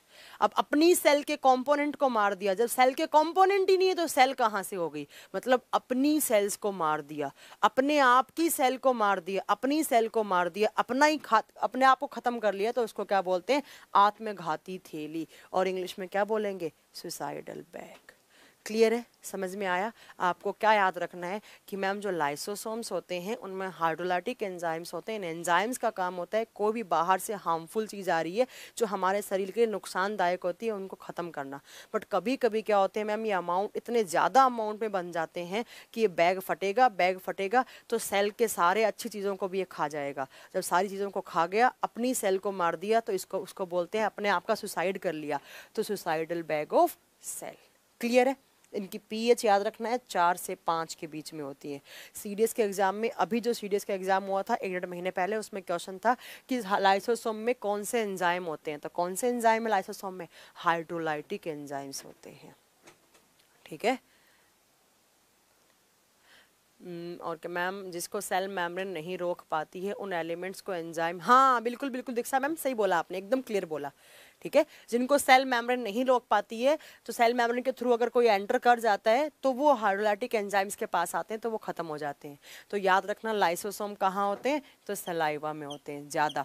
और उससे आपके ब्लड में जो सेल्स होती हैं उसके सेल के अंदर किसके कॉम्पोनेंट होता है? लाइसोसोम। अब देखो एक बड़ा ही अच्छा एक क्वेश्चन है, मैं एक लाइन बोल रही हूँ, lysosomes are more active in case of blood cancer. Lysosome सबसे ज्यादा ब्लड कैंसर के समय सक्रिय हो जाते हैं। क्या मतलब हो गया इस लाइन का? लाइसोसोम ब्लड में जब कैंसर होता है उस टाइम पर बहुत ज्यादा एक्टिवेट हो जाते हैं। देखो इसका मतलब क्या है, मैंने कहा ब्लड कैंसर हो गया, ब्लड में कैंसर हो गया, कैसे हुआ? देखो बहुत सारे लाइसोसोम्स हैं, बहुत ज़्यादा एक्टिवेट हो गए। जब बहुत ज़्यादा एक्टिवेट हो गए, बहुत ज़्यादा क्या बनेंगे? Hydrolytic enzymes. और इन हाइड्रोलाइटिक एंजाइम्स का काम क्या होता है? तो बाहर से आने वाले पार्टिकल को डिस्ट्रॉय करना। बट मैंने कहा इतने ज़्यादा हाइड्रोलाइटिक एंजाइम्स बन गए हैं कि इतने ज़्यादा लाइसोसोम एक्टिवेट हो गए हैं कि जब ये फटेगा, बैग फटने के बाद जो अच्छी सेल्स हैं ब्लड के अंदर कौन कौन सी सेल्स होती हैं? RBC, WBC, platelets. तो ये जो अच्छी सेल्स हैं उनको भी खा जाएगा, मतलब उन सेल्स को भी मार देगा। और जब ब्लड में सेल्स मरने लग जाती हैं, डेड सेल्स आपस में आकर ऐसे जुड़ती हैं, जुड़कर क्लस्टर बना लेंगे, एक गांठ सी बन जाएगी उन सेल्स की। मरी हुई सेल्स आकर जुड़ रही हैं, गांठ बनी, उसी गांठ को प्राइमरी स्टेज पर डॉक्टर बोलेगा ब्लड का क्लम्प बन चुका है। सेकेंडरी स्टेज पे बोलेगा डॉक्टर कि आपके ब्लड में ट्यूमर या गांठ बन चुका है। और तीसरी स्टेज पर क्या बोलेगा? आपके ब्लड में कैंसर हो चुका है। तो आपको याद रखना है कि लाइसोसोम्स किस बीमारी में सबसे ज़्यादा एक्टिवेट हो जाते हैं? ब्लड कैंसर के अंदर। वैसे सारे ही कैंसर में होते हैं, स्किन कैंसर में भी होता है, लीवर कैंसर में भी होता है, बट सबसे ज़्यादा एक्टिवेट कब होते हैं? ब्लड कैंसर में। इसीलिए कहा जाता है ब्लड कैंसर बहुत जल्दी फैल जाता है, क्योंकि बहुत ज़्यादा लाइसोसोम्स एक्टिवेट हो जाते हैं उसके अंदर। ठीक है, क्लियर है यहाँ तक? कैसे सही होगा? तो फिर डॉक्टर के पास जाना पड़ेगा आपको। हाँ, WBC क्या राहुल कुमार? एक सेल है, जब सेल ज्यादा है, WBC ज्यादा है, तो लाइसोसोम ज्यादा है, तो तभी तो ब्लड कैंसर होता है। यही तो हमने बताया। क्लियर है यहाँ तक? HCl का काम, हाँ HCl का काम होता है, बट HCl कहाँ काम आता है? डाइजेस्टिव सिस्टम में। डाइजेस्टिव सिस्टम मतलब HCl कहाँ होता है? पेट में। HCl सिर्फ पेट में होता है। मैं यहाँ पर सेल की बात कर रही हूँ। सेल तो मैम सारे ऑर्गन्स के अंदर होती हैं, कंफ्यूज मत हुआ करो। किसने बोला ये? किसने बोला मैं भूल गई। कोई एक पूछ रहा था, उन्होंने बोला कैसे कंट्रोल होता है? फिर तो सर आपको कीमोथेरेपी करवानी पड़ेगी, आपको रेडियोथेरेपी करवानी पड़ेगी, ऐसे कंट्रोल नहीं होते। प्रॉपर सर्जरी करवानी पड़ेगी, लेजर करवाना पड़ेगा, कुछ रेज होती है, उन रेज के थ्रू इन लाइसोसोम पे अटैक करवाया जाता है। जब लाइसोसोम पे अटैक होगा तो वो लाइसोसोम में थोड़े हाइड्रोलाइटिक एंजाइम्स कम बनेंगे, तो वो कम सेल्स को मारेंगे। ठीक है, चलो नेक्स्ट देखो। नेक्स्ट है आपके सेल का कंपोनेंट राइबोसोम। राइबोसोम, लाइसोसोम हो गया, राइबोसोम। लाइसोसोम को क्या बोला है मैंने? Suicidal bag. अब लिखो राइबोसोम। देखो राइबोसोम का सबसे पहला क्वेश्चन आता है, राइबोसोम की खोज किसने की? तो राइबोसोम की खोज की थी पैलेड ने। Ribosomes was discovered by pallid. Ribosome की खोज पैलेड ने की, ठीक है। राइबोसोम की खोज किसने की? तो पैलेड ने की। नेक्स्ट आपको पॉइंट याद रखना है राइबोसोम से, it is smallest part of cell. बड़ा अच्छा क्वेश्चन है, स्मॉलेस्ट पार्ट ऑफ सेल, यह कोशिका का सबसे छोटा भाग है। अब एक बात बताओ, सेल का लार्जेस्ट पार्ट पूछे, सौरभ जी आपने क्या क्वेश्चन पूछा सर? मैम क्या आप थोड़ा रिपीट करेंगे? मैम कितने लाइसोसोम्स होते हैं बॉडी में? डिपेंड करता है कितनी सेल्स हैं। जितनी सेल्स हैं 10 to the power 14 billion cells होती है ना अपने बॉडी में, तो उतने ही ज्यादा होते हैं आपके लाइसोसोम्स, ठीक है। देखो आपसे पूछे सेल के सबसे बड़े पार्ट का नाम बताओ, nucleus. Second largest mitochondria. Cell का सबसे छोटा पार्ट कौन सा है? राइबोसोम, ठीक है, याद रखिए। अब देखो मैंने अभी बताया राइबो या राइबोज का मतलब क्या होता है? प्रोटीन बनाना। आरएनए की फुल फॉर्म में क्या बताई थी मैंने? राइबोसोम्स, ठीक है। तो राइबोसोम का काम क्या होता है? प्रोटीन मेकिंग का काम होता है। It helps in protein making and protein synthesis. Ribosome का कार्य प्रोटीन का निर्माण और उसका संश्लेषण करना है। क्लियर है यहाँ तक? बता देंगे। अब नेक्स्ट पॉइंट में लिखो, two types of ribosome. Ribosome दो प्रकार का होता है। देखो जब प्रोटीन बना रहा है तो इसके दो नाम होते हैं, इसको कहा जाता है प्रोटीन फैक्ट्री। इसको कहा जाता है प्रोटीन फैक्ट्री ऑफ सेल। कोशिका का प्रोटीन बनाने वाला फैक्ट्री। तो कभी भी एग्जाम में क्वेश्चन आए प्रोटीन फैक्ट्री ऑफ सेल किसको बोलते हैं? राइबोसोम, ठीक है। दो टाइप का राइबोसोम होता है, एक होता है 70S राइबोसोम, एक होता है 80S ribosome. 70S 80S। S यहाँ पर साइंटिस्ट के नाम से रखा गया है इस एस को। इसकी यूनिट होती है राइबोसोम की, ज्यादा आपको नहीं पढ़ना इतना डिटेल में कि क्या होते हैं 70-80S राइबोसोम।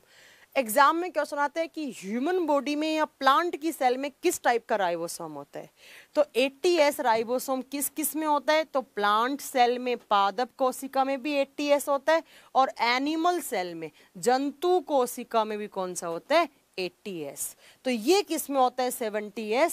ये बैक्टीरियाज में होता है, ये जीवाणुओं में होता है। जीवाणु भी क्या है? जीवाणुओं को भी जिंदा रहने के लिए क्या चाहिए? एनर्जी। एनर्जी किससे बनती है? प्रोटीन से। प्रोटीन कौन बनाता है? राइबोसोम। बट बैक्टीरियाज में किस टाइप का राइबोसोम होता है? 70S। और प्लांट और एनिमल, एनिमल हमारा भी लिख सकते हैं, ह्यूमन बींग्स, मैंने एच भी लिखा है। मानव में, प्लांट में, इन सब में कौन सा होता है? 80S bacteria.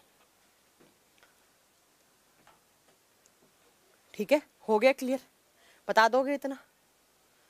बिल्कुल बता देंगे। तो सेल का प्रोटीन फैक्ट्री पूछे, प्रोटीन बनाने वाली फैक्ट्री किसको बोलेंगे? राइबोसोम को। सेल का सुसाइडल बैग किसको बोलेंगे? लाइसोसोम को। सुसाइडल बैग क्यों बोला? क्योंकि वहां पर क्या थे? तो वहां पर मैम हाइड्रोलाइटिक एंजाइम्स थे। और सेल का पावर हाउस बोले तो माइटोकॉन्ड्रिया। नेक्स्ट, सेल का ब्रेन या मैनेजर पूछे तो किसको बोलते हैं? न्यूक्लियस को। इतने कंपोनेंट्स पढ़े आपने। अब नेक्स्ट लिखो, गोल्जी बॉडी। गोल्जी बॉडी, ये सब आपको याद रखने हैं, मैं इतने सारे लिखवा रही हूँ, सारे के सारे पढ़ने हैं आपको। राहुल कुमार जी, एस की फुल फॉर्म यही होती है, सेडब्री बोलते हैं इसको, सेडब्री। हाँ, आरएनए, अरे विश्वजीत आप कंफ्यूज मत हो, आरएनए की फुल फॉर्म ही हमने क्या बताई थी? राइबोसोम न्यूक्लिक एसिड, मैंने बताया था।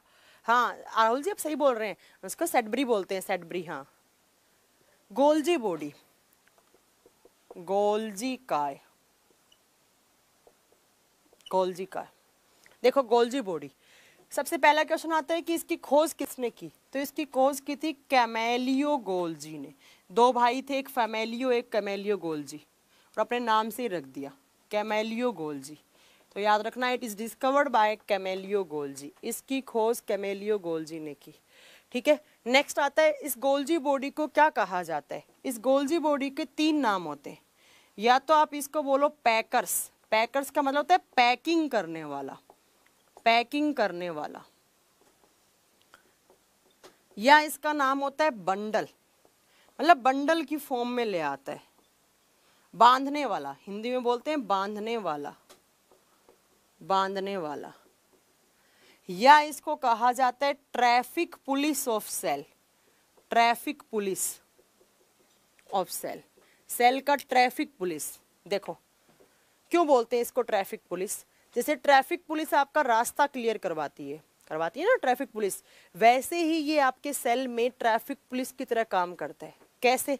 ध्यान से सुनना, मैंने अभी आपको बताया कितने टाइप का आरएनए, 3 टाइप का। पहला कौन सा? mRNA, दूसरा कौन सा? rRNA, तीसरा कौन सा? tRNA। mRNA क्या करता है? मैसेज लेकर आते हैं। क्या मैसेज लाएगा? सेल के किस कंपोनेंट को कितना प्रोटीन का रिक्वायरमेंट है, उतना ही प्रोटीन कौन बनाएगा? rRNA बनाएगा, ठीक है। और उतने के उतने प्रोटीन को ट्रांसफर कौन करके आता है? tRNA। जितना mRNA मैसेज ला रहा है उतना ही rRNA क्या करता है? प्रोटीन बनाता है। rRNA जितना प्रोटीन बनाया है वो प्रोटीन अलग अलग बिखरा हुआ होता है, उस प्रोटीन को लाकर एक जगह बांध देता है। बांधता कौन है? Golgi body. उस प्रोटीन की पैकिंग कर देता है, उस प्रोटीन को बंडल की फॉर्म में ला देता है, बांध देता है, एक जगह कलेक्ट कर देता है। इसीलिए इसको प्रोटीन को बांधने वाला या प्रोटीन की पैकिंग करने वाला कहा जाता है। और जब RNA प्रोटीन बनाया वो अलग अलग बिखरा हुआ था, तो एक जगह लाकर छोड़ दिया, किसने? गोल्जी बॉडी ने। तो मतलब किसका रास्ता क्लियर कर दिया? tRNA का। जब रास्ते में प्रोटीन नहीं है, एक जगह लाकर छोड़ दिया, तो tRNA क्या करेगा? उतना का उतना प्रोटीन क्या कराएगा? ट्रांसफर कराएगा। एक बात बताओ, इससे किस RNA की हेल्प हो रही है? स्टोर हाउस नहीं होता है, गलत है, स्टोर हाउस नहीं होता है आंचल मैम, स्टोर हाउस नहीं बोलते हैं इसको। ये क्या करता है? प्रोटीन को बंडल की फॉर्म में अब बांध देता है। जो अलग अलग बिखरा हुआ प्रोटीन था उसको एक जगह लाकर छोड़ देता है। जब एक जगह लाकर छोड़ दिया तो रास्ता क्लियर हो गया। किसकी हेल्प हो रही है इसमें? tRNA की। तो tRNA क्या करता है? उतना ही प्रोटीन ट्रांसफर कराता है इजीली। यही एग्जाम में क्वेश्चन आता है कि गोल्जी बॉडी किस टाइप के RNA की हेल्प कर रहा है? किस RNA की? tRNA की। कैसी हेल्प की? तो मैम रास्ता क्लियर करवा दिया, प्रोटीन को पैक कर दिया, प्रोटीन को बांध दिया। अच्छा, कभी कभी लोकल लैंग्वेज की बुक्स में आप देखोगे तो वहाँ लिखा होता है cell, mother of cell, cell की माँ कहा जाता है।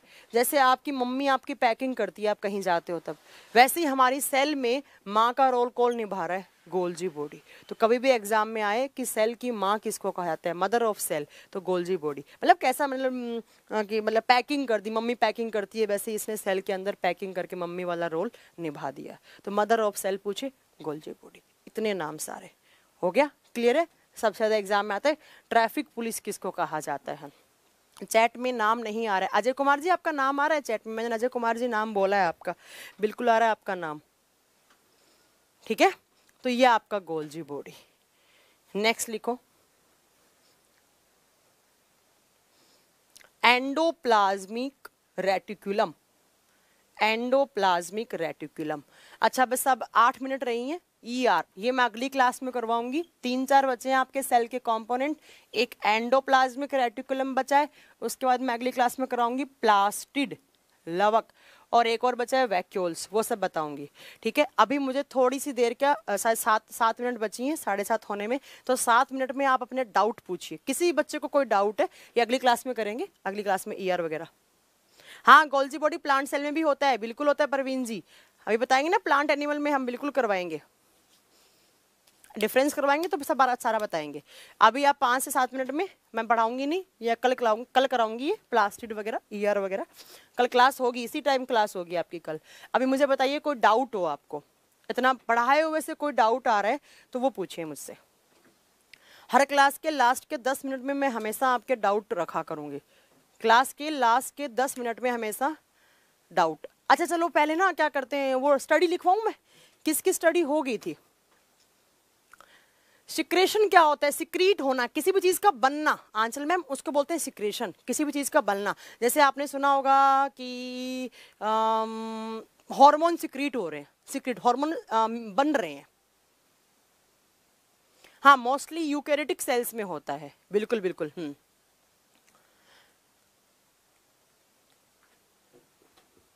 स्टडी लिखवा दूं? पहले मुझे ये बताओ कि किस किस की स्टडी हो चुकी थी, मुझे याद नहीं आ रहा किस किस की स्टडी हो चुकी थी।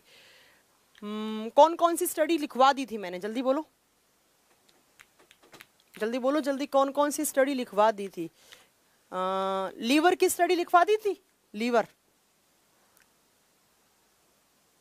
कोई बुक लेने की जरूरत नहीं है, जितना मैं पढ़ा रही हूँ उतना पढ़ो, कोई जरूरत नहीं है बुक्स लेने की। कौन कौन सी लिखवा दी थी? हेयर, लंग्स, हाँ और बोलिए। सेल की, और अरे जल्दी बताओ कौन कौन सी स्टडी लिखवा दी थी मैंने। देखो,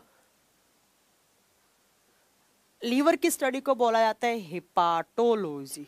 साइंस में जब भी हिपाटो वर्ड देखें उसका मतलब ही होता है लीवर। लंग्स की हो गई थी मैम, टिश्यू की हो गई थी, ठीक है। नेक्स्ट लिखो, फ्रूट, फ्रूट की स्टडी हो गई थी, फलों के अध्ययन को, फ्रूट को बोला जाता है पोमोलॉजी। फ्रूट की स्टडी होती है पोमोलॉजी, ठीक है। नेक्स्ट लिखो आप, आई, आंख की स्टडी, ओपेंथोलॉजी, ओपेंथोलॉजी, ठीक है ठीक है ठीक है, इतने लिखा, हाँ कोई बात नहीं, इतना लिखा। नेक्स्ट लिखो आप, लीवर हो गया, फ्रूट हो गया, आई हो गया। नेक्स्ट लिखो मसल्स, मसल्स समझते हैं, मांसपेशियां, मांसपेशियां, मायोलॉजी। अभी सीपीओ का एग्जाम में पूछा था ये मायोलॉजी, मैंने कहा था सबसे ज्यादा यही पूछी जाती है, मायोलॉजी। नेक्स्ट लिखना फंगस, फंजाई, कवक, कवक की होती है माइकोलॉजी। देखो सबसे ज्यादा एग्जाम में क्यों पूछी जाती है, क्योंकि यहाँ पर सी लग जाएगा तो किसकी, फंगस की, सी नहीं लगेगी तो वो किसकी बन जाएगी, मसल्स की। इसीलिए अभी सीपीओ का एग्जाम किसी ने दिया हो तो उसकी किसी एक शिफ्ट में पूछा था, ठीक है।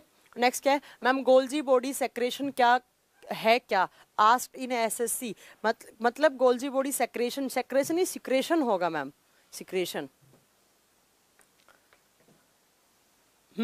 नेक्स्ट लिखो एक और, एल्गी, एल्गी को बोलते हैं हम सेवाल, सेवाल की स्टडी होती है फाइकोलॉजी, फाइकोलॉजी। एक और लिख लो बस आज के लिए, बर्ड्स, बर्ड्स बोले तो पक्षी, पक्षी की स्टडी को बोलते हैं ऑरिंथोलॉजी, ऑरिंथोलॉजी। कितनी हो गई, 4 3 7, 7 हो गई। 7 आज याद रखो, हर क्लास में हम आपको लिखवाएंगे तो याद होंगे सारा, ठीक है। सेल, हार्ट, हाँ इतनी हो गई। मसल्स, फंगस, सेम, सेम नहीं है मोहित जी, देखो यहाँ पर सी माइक, ओहो मसल्स, सॉरी मैंने गलत लिख दिया, ये होगा मायोलॉजी, मायोलॉजी, सी नहीं लगेगा, ये कंफ्यूजन मत होना, मायोलॉजी। सी नहीं लग रहा है तो वो मसल्स की, और सी लग गया तो वो किसकी, फंगस की, कवक की, ठीक है। Muscles and fungus.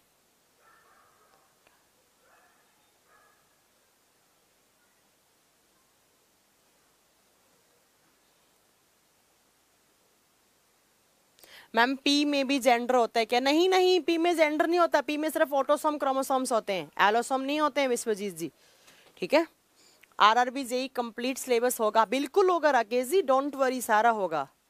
एटीपी किस फॉर्म में होती है? एटीपी की कोई फॉर्म नहीं होती, एटीपी एनर्जी एटीपी की फॉर्म में होती है।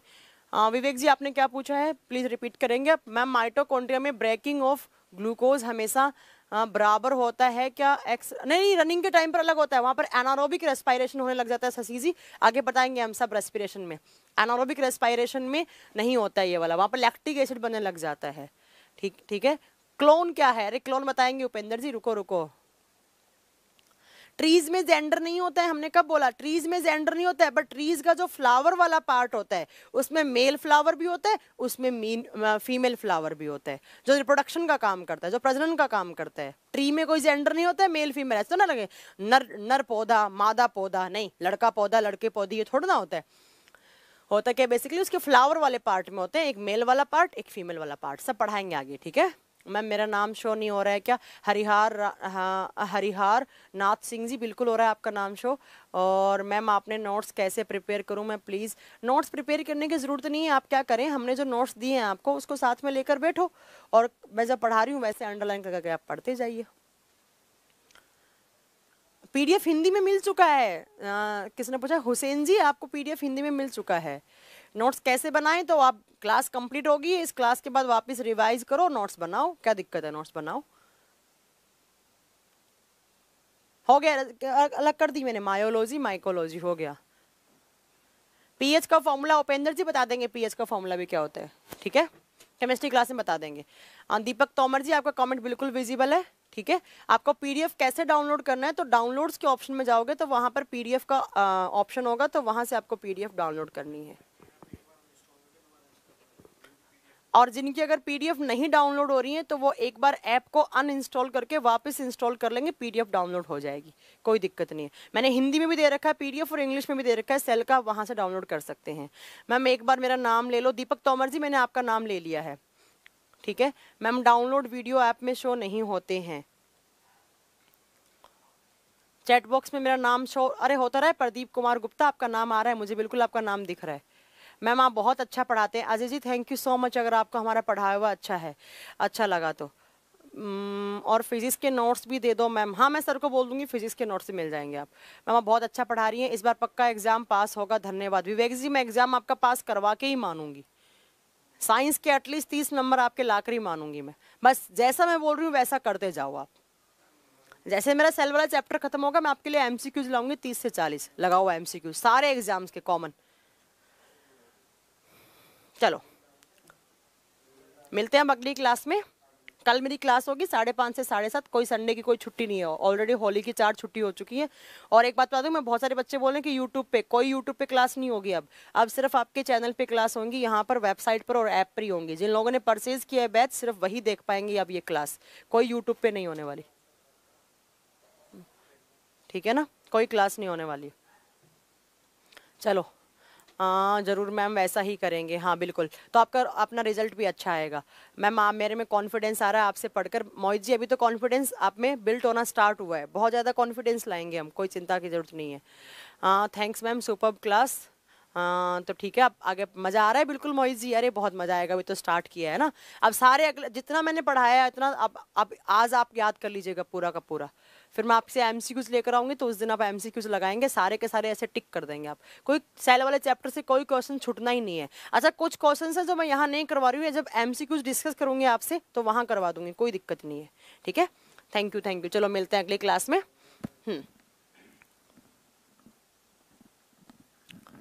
अब कोई यूट्यूब पे नहीं चलेंगी कभी भी क्लास, बस सिर्फ यहीं पे चलेंगे। अब ये पेड कोर्स हो चुका है आपका, यहाँ पर यूट्यूब पर कोई फ्री क्लास नहीं चलेंगी, यूट्यूब पर सिर्फ जो जितना डलना था वो डल गया, अब नहीं होंगी, ठीक है। उमेश जी बोल रहे हैं वेरी फंटास्टिक क्लास, तो याद रखिएगा इनको सारे फंटास्टिक वे में आप याद करो तभी याद होंगे, ठीक है। चलो डाउनलोड ऑप्शन नहीं आता है, डाउनलोड ऑप्शन आ रहा है, ऐसा हो ही नहीं सकता। जाकी जी मैंने आपका नाम ले लिया है बिल्कुल। मैम आज तक आप कहाँ थी? मैं कहाँ थी आज तक? विश्वजीत जी अभी मिल गए, अभी पढ़ लो, कोई चिंता की बात नहीं है, आज तक कहाँ थे अब तो पढ़ लें। क्या बोल रहे हैं, सिस्टमेटिक ढंग से पीडीएफ दीजिएगा, बिल्कुल बिल्कुल सिस्टमेटिक ढंग से ही है। चलो मिलते हैं हम कल क्लास में, तब तक अपना ध्यान रखिए, अच्छे से रहिए और पढ़ते रहिए, ठीक है। चलो बाय, गुड नाइट।